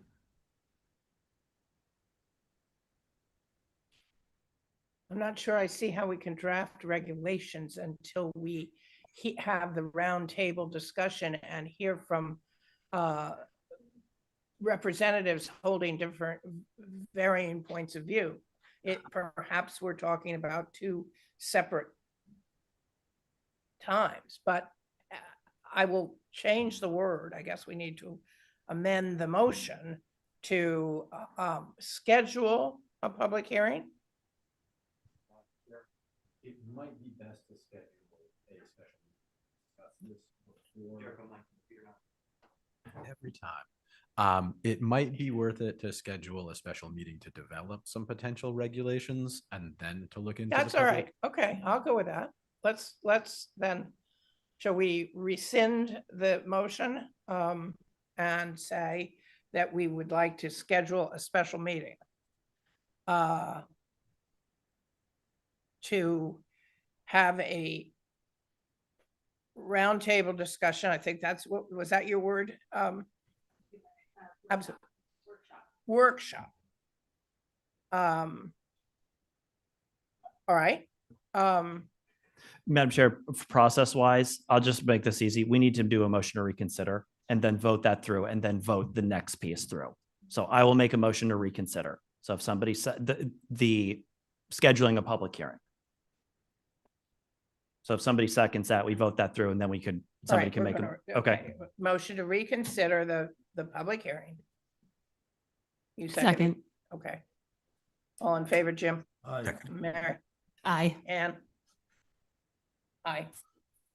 Aye. Tom? Carrie, we're gonna reconsider? And Carrie, aye. Okay. Aye. All right, we're gonna reconsider. Now, the next thing is we're gonna schedule a special meeting. Can I have a point of order? Can we address Kate's comments now that you guys are making decisions about the recusal of Mary Lepre? That needs an attorney, that needs the town attorney opinion, so. That's, I don't think we can address that now. But it will be addressed? Yes, it will. Thank you. All right, now. I guess, do we need a date first? Do we need to vote on scheduling a special meeting? I think we do need to do that first.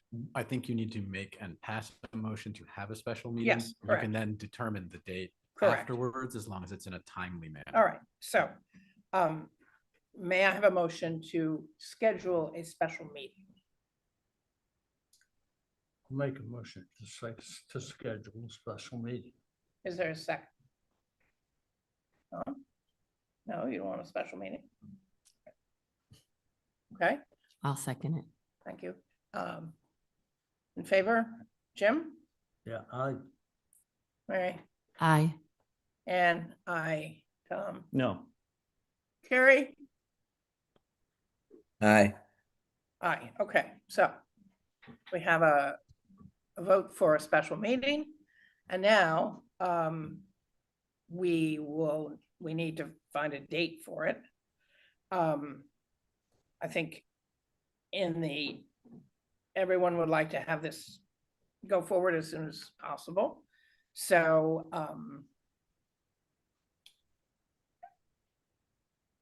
the early January.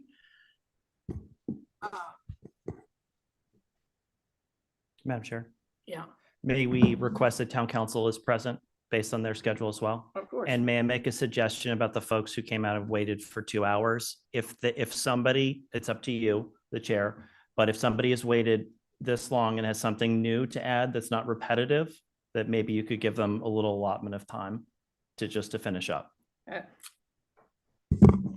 Let's find a date for the meeting and then we Okay. can consider that. The first Thursday or the second Thursday, but the first non-holiday Thursday, if we wanted to have it on a Thursday, would be the 8th of January. Madam Chair, I'm sorry to interrupt again. I'm looking at the calendars right now. If you want it in the room that you're in, which I would highly suggest you do, it is not available on the 8th. You could do a special meeting on Friday, the 9th. But the room is booked Monday, All right. Tuesday, Wednesday, Thursday that week. How about Erica, you tell us when the room is available? Madam Chair, I think we don't need to determine a date at this right now. And we have to post it with sufficient advance notice, and we also need to do on the health department side, some due diligence about the data collection information, and then get time sorted out with town council as well. All right, so let's say that we will have a special meeting as soon as can be arranged in January. Does that work? Do we need a motion for that? I'll make a motion, works for me. You need a second? Yeah. All in favor? Aye. Aye. Anne says aye. Tom, No. Carrie? Aye. Okay. So we will schedule a special meeting as soon as in January as possible, and we will post it with all of the proper notification time. Okay, so there appear to be a bunch of people here who would like to say something, and I like Tom's idea. If it is something that has been already said, that let's just leave it. If it's something new, I'd be happy to hear it. Madam Chair, just before we get on to that, Carrie has his hand up. Yes, Carrie. Yes, just in terms of I know we will announce it through the formal required thing.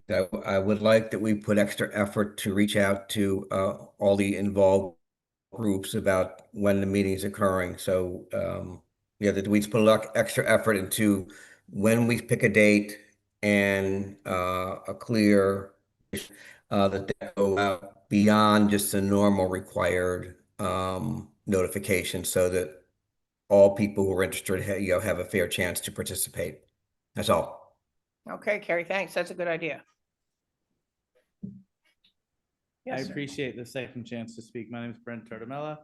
We have two Nantucket High School students, and I will not lead with the fact that we have twice the amount of athletes in our community. I will lead that our age of initiation into drugs and alcohol is lower than the national average. It is a real crisis out here on this island. I won't go further. Modern athletic field technology has changed significantly, and I think that's a point that a lot of people are missing. Since 2020, there's been huge growth and advancements in the synthetic systems that are designed. They've got shock absorbing layers that can reduce injuries of 20 to 30%, and they have all the water reclamation, and we can talk about that at the next meeting. But from an environmental health standpoint, modern turf eliminates the need for irrigation, fertilizers, pesticides, mowing, reduced chemical runoff, and conserving water, which we've talked about.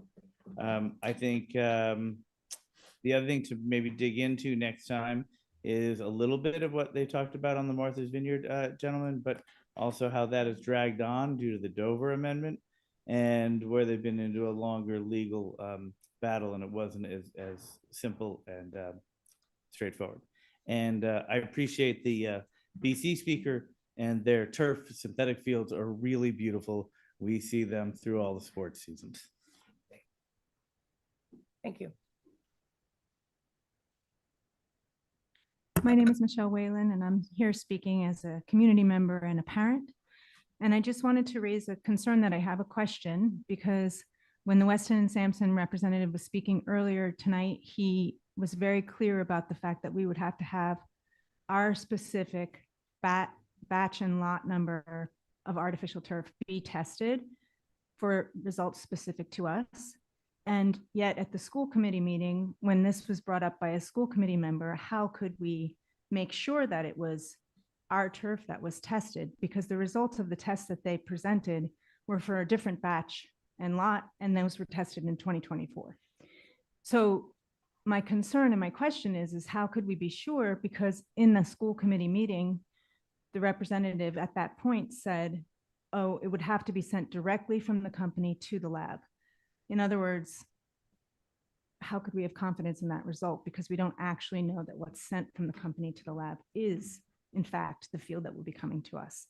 So I would just hope that that would be part of a consideration, and a process could be come up with if we are at the point where we're considering this, and that we could be sure and have confidence that that test is our field.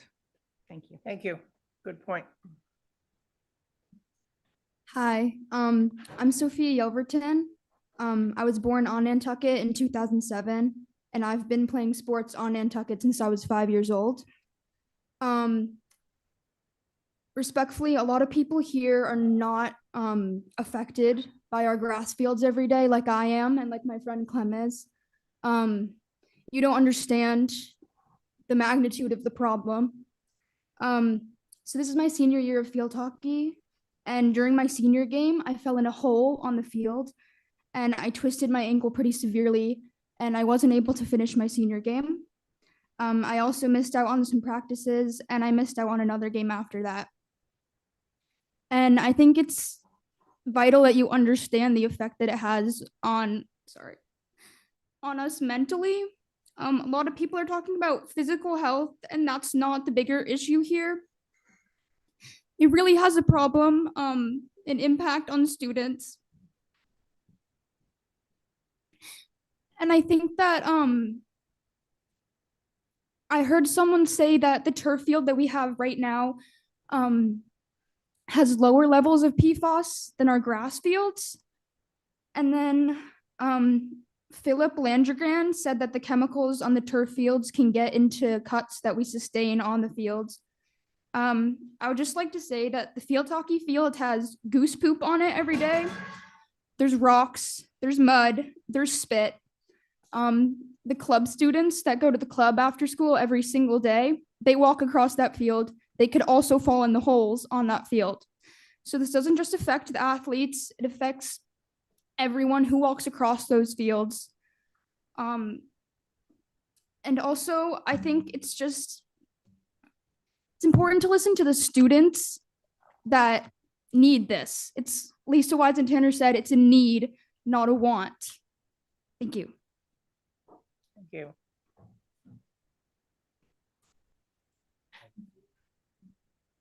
I do have one more hand up online. It is Charity Benz again.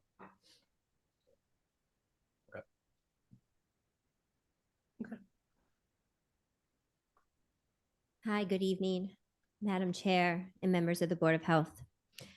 I know you don't want to hear repeated things, so I'm not going to do that. My name's Jenny Cook, and I'm a Nantucket Soccer Club board member and Nantucket girls soccer coach, and I'm the mother of 4 Nantucket Whalers.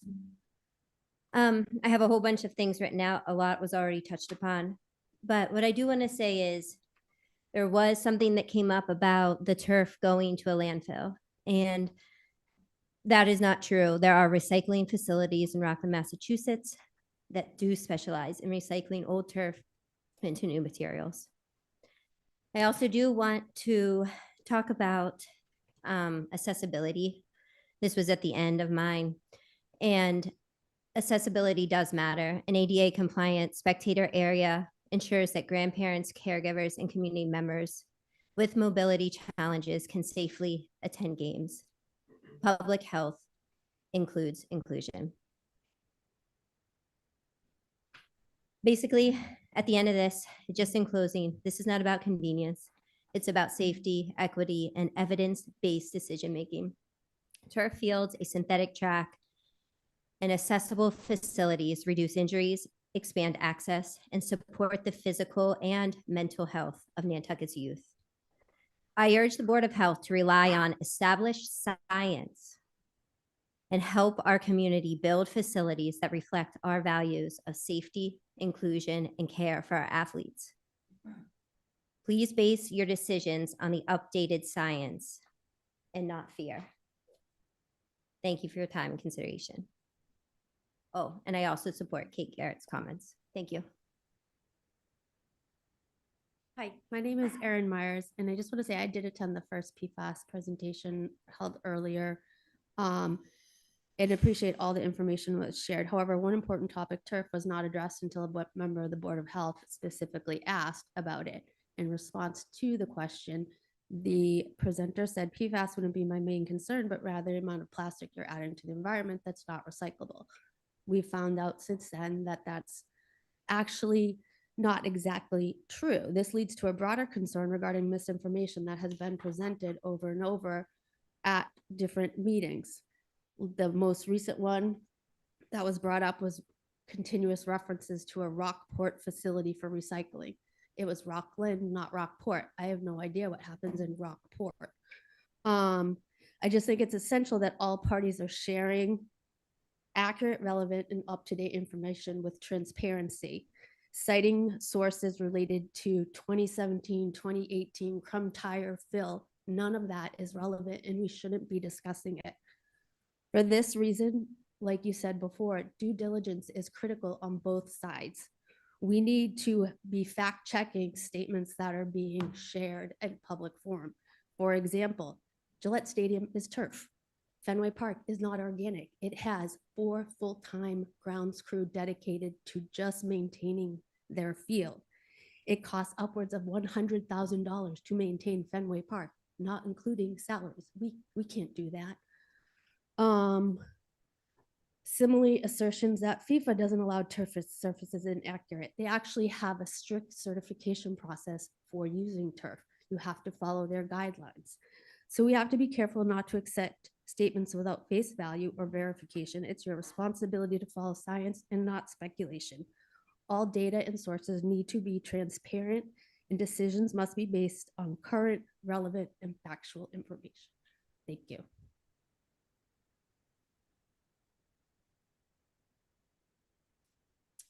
Hi, I'm Kim Latlip. Erin just said a lot of the stuff that I was going to say, so I just want to skip here, and I just want to go to Madam Chair's point earlier regarding the function of the Board of Health, that there has been information shared publicly by individuals in positions of authority within our community that are not accurate. And when that happens, it can shape public understanding in ways that are difficult to unwind. That is why it is so important that anything discussed is clearly referenced so its validity can be understood and evaluated. The decision on these fields matters. It affects our schools, it embeds our environment, and most importantly, our children. I watched the PFAS presentation given to this community by Dr. Shader, and one of the key takeaways was her explanation of where PFAS contamination most commonly comes from, including septic systems, landfills, and wastewater treatment, particularly in communities like ours. I would like to point out that the PFAS come from those areas and sites is hundreds of thousands higher than anything that has been studied coming from turf. And Nantucket is unique. We're a small island community with a landfill, a wastewater treatment facility, and an airport, all in relatively close proximity. These are well-established sources of PFAS and that already exist within our environment. Given that reality, I think it's reasonable to ask how the potential impact of a single turf field compares to these existing sources when assessing overall risk. What I'm really asking for is perspective. When we talk about PFAS scale matters, the amount of potentially associated with a turf is extremely small compared to sources we already know exist, so small that when tested, it does not show up as detectable. It's also important to note that the school committee proposal includes independent testing of the turf material before installation to ensure it contains no detectable PFAS. That reflects a thoughtful, precautionary approach, one that prioritizes student safety while acknowledging Nantucket's real space constraints and the physical and mental health of our children. My hope is that tonight, well, anyways, thank you for letting me speak. Thank you. Okay, we've heard a lot. 20 seconds. Okay, that is I don't pretend to be what I'm not, Madam Chair. I'm not a scientist. I'm an educator and a coach, but I have loved listening to everyone tonight. My name is Elizabeth Weber. What I have heard continuously is that there are other sources on this island that raise PFAS concerns.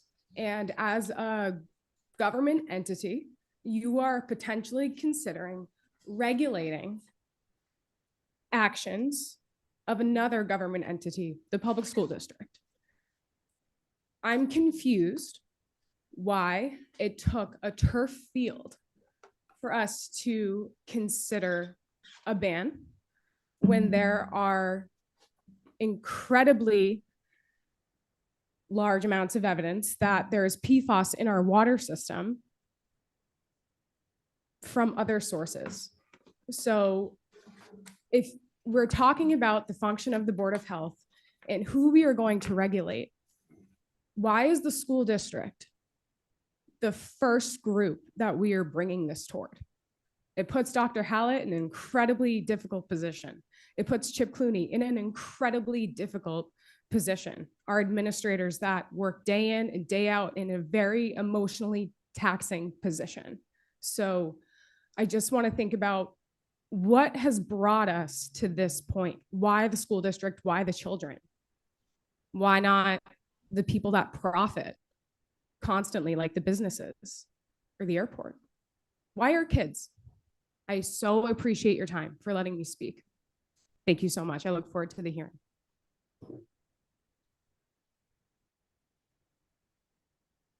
Okay, I think that concludes item number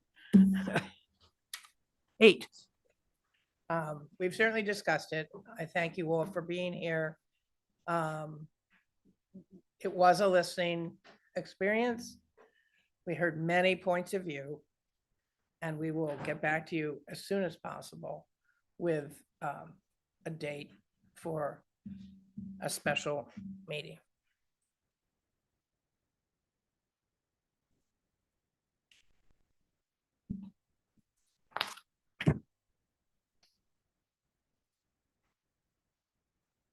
Number 9, 58 Arkansas Avenue, Betterment Loan Release.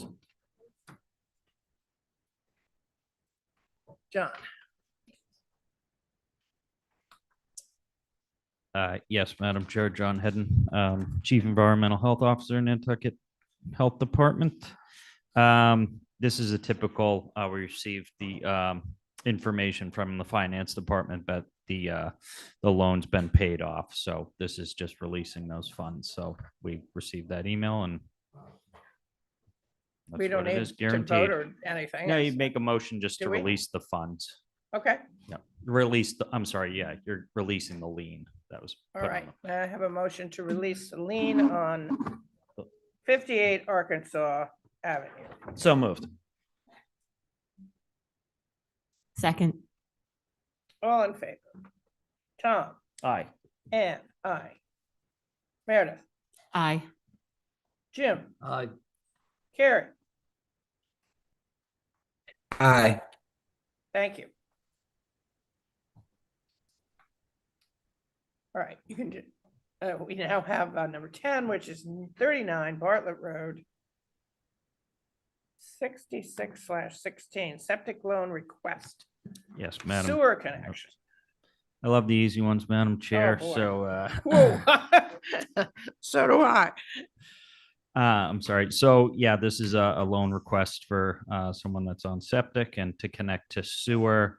I wrote you all an email as the application shows that the actual applicant, the property owner, this is not their primary residence, but the person did grow up, I believe, at this property, and this property was purchased by the junior of the parents, and one of the parents still resides at the property, which is, I would recommend the full approval, the full loan request for that.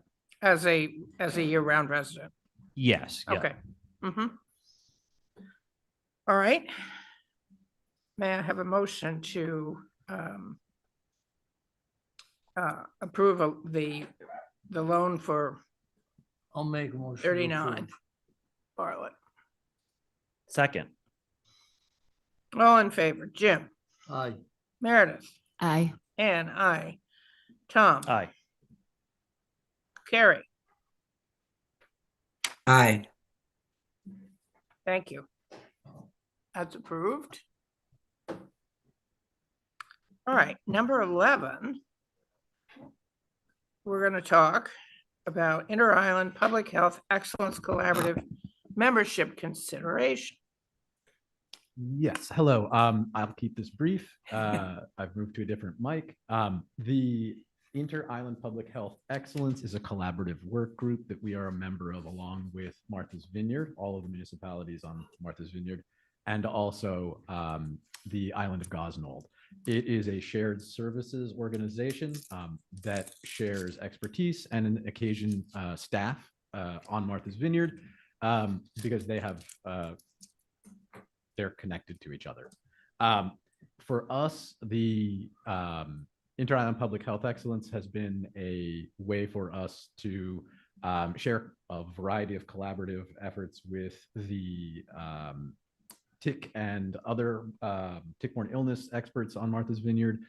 They've helped us with some technical assistance around epidemiology in the past, as well as some of the other some public health nursing elements and a few other things that we've worked on with them. This particular year, the state, which is the grant issuer for this, has asked for a change in the agreement structure. In the past, it was an MOU, a memorandum of understanding between Nantucket and the Inter-Island Public Health Excellence that had a specific set of requirements and regulations associated with it.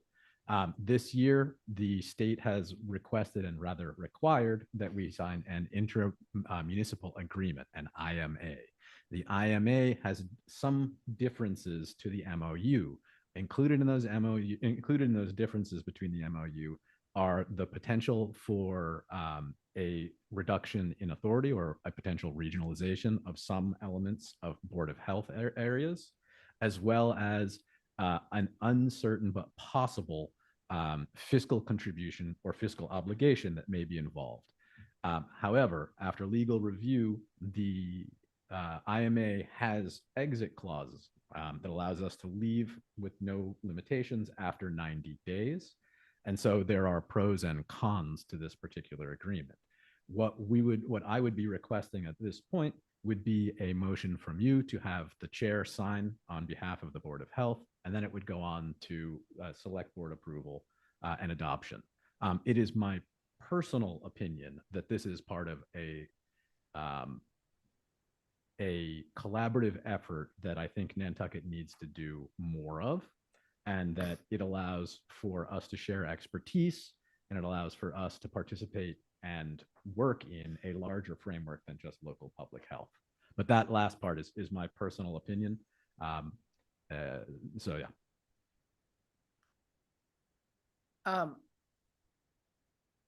So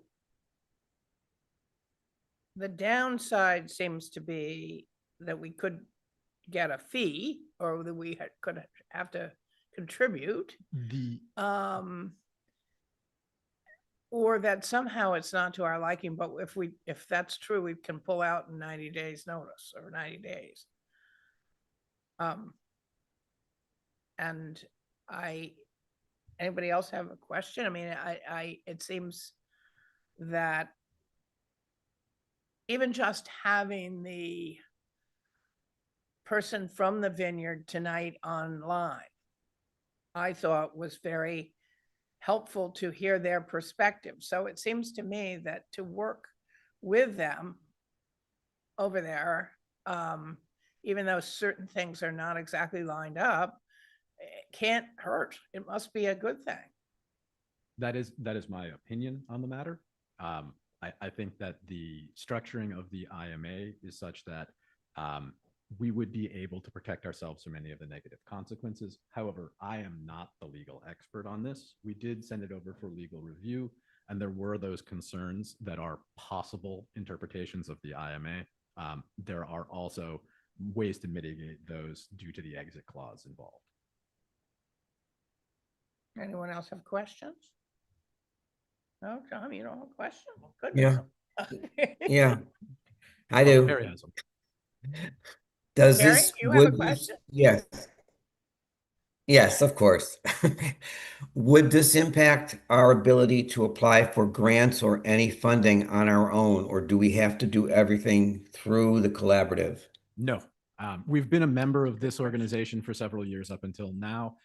It is a separate, essentially the State Department of Health pools money on a regional basis to incentivize cross-municipal work.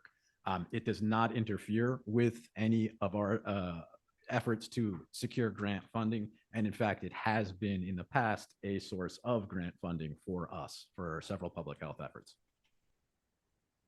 Okay, thank you. May I have a motion that we would, The chair would sign on behalf of the Board of Health. that the chair would sign on behalf of the Board of Health, a continuing relationship, I guess, with this collaborative? Jim, you make a motion? Okay, I'll second. okay. In favor, Jim, Meredith, Aye. Ann, aye. Tom, Aye. Carrie? Aye. Okay. You just tell me when you need me to come sign. Madam Chair, I Yes, hate sir. to do this, but I need to throw a little wrench in the works. So Oh. I've been notified by town admin that the vote that we took before to reconsider, because I was in the negative on the motion to reconsider, that violates Robert rules. So out of somebody from the positive side needs to make a motion to reconsider scheduling, right? Vote that through and then remake the motion just to be completely adhering to Robert's rules. Okay, All right. thank you. What? How did they get in touch with you? They texted me. Oh, all right. I will make that motion to, what is the motion? Reconsider. Yeah, to Reconsider. reconsider scheduling a public hearing to To yeah, reconsider for the vote. for PFAS. Yeah, Turfield. Thank you. I'll second it. Okay, so all in favor of reconsidering the original motion For the public hearing. for the public hearing, yeah. Yeah, aye. Jim, Aye. Ann, aye. Tom, No. Carrie. Carrie? No, he's going out for breakfast. No, he's sitting here. Yeah, you, yes, are Oh. you aye? Yes, yes. Okay, all right. All right, so that carries. That's 4-1. We have reconsidered opening the public hearing. Now, we need a motion to schedule a special meeting, I will make that motion to schedule a public, a special meeting. is, I think maybe we should attach a date to it. No, we didn't, not a date, but at our earliest possible opportunity is what I was gonna say. Yeah? Okay, okay. Second? I'll second it. Okay, so, Jim? Yes. Aye, okay. Meredith? Aye. And aye.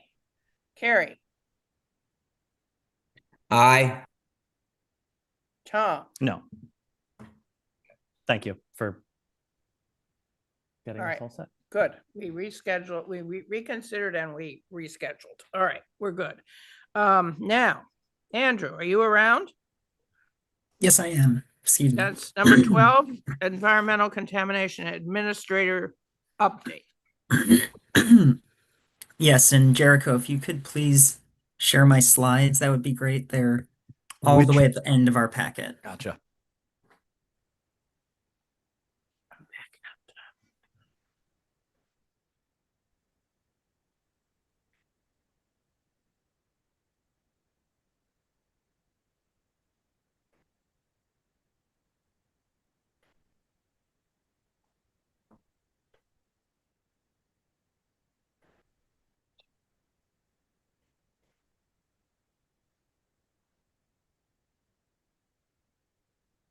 Okay, looks good. Hi, everyone. I'm Andrew Shapiro, the Environmental Contamination Administrator with the Health Department, here to give our monthly PFAS update. So looking at our new data to start off, since November's Board of Health meeting, We have had a handful of detects over the state standard of 20 parts per trillion. One of them I reported on last month. It was new at that point, no longer new, but it's a new detection on Fulling Mill. I've included that in our map at this point, so I'll get to the map in a couple slides. We have a new detection on Main Avenue.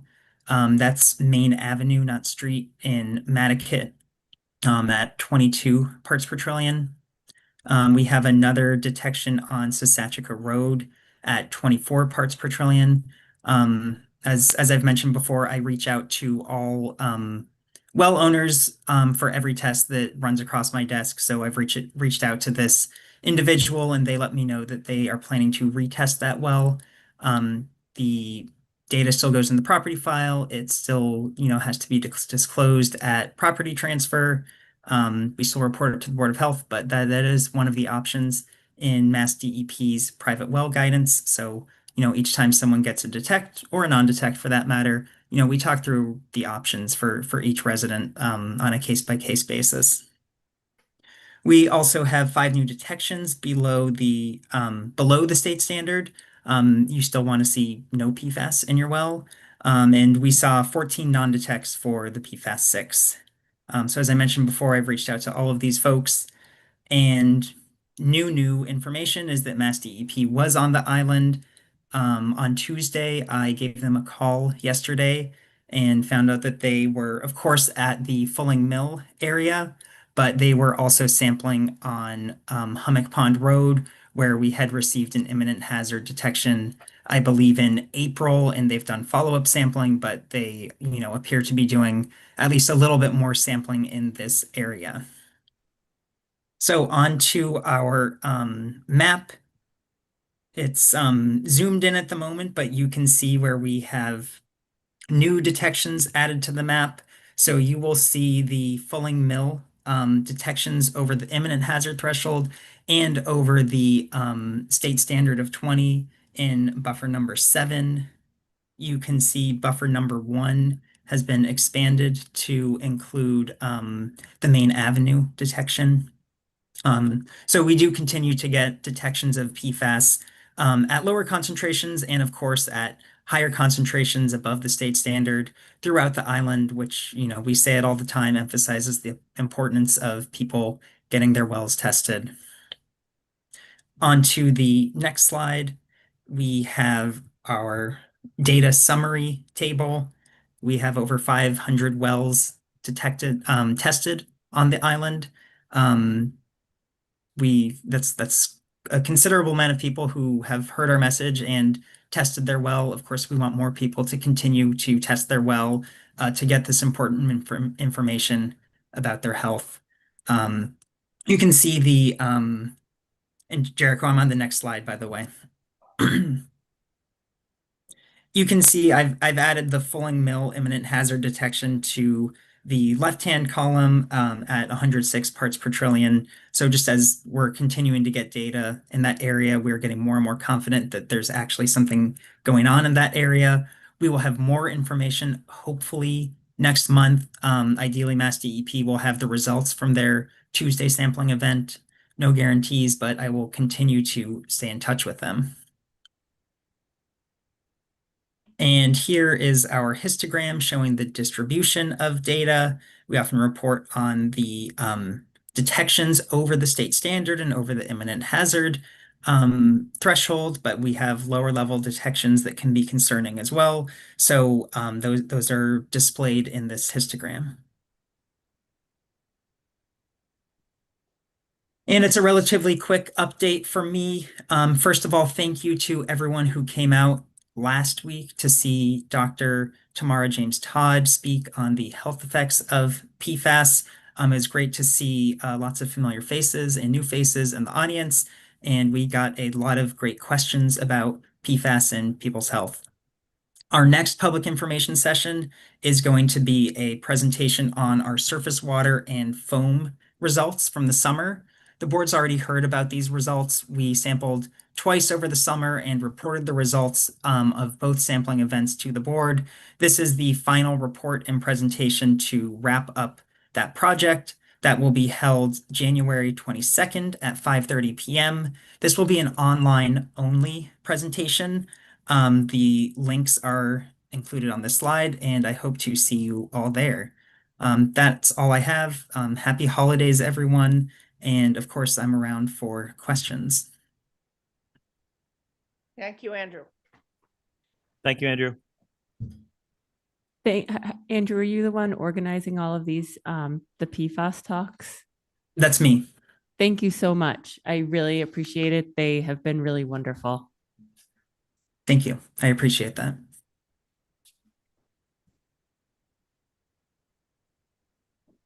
Does anyone have anything else to say? No?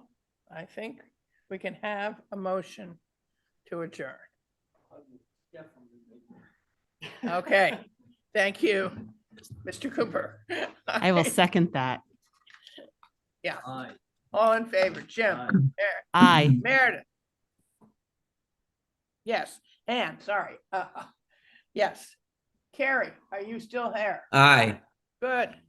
Have a good day. I know your day is just starting. Aye.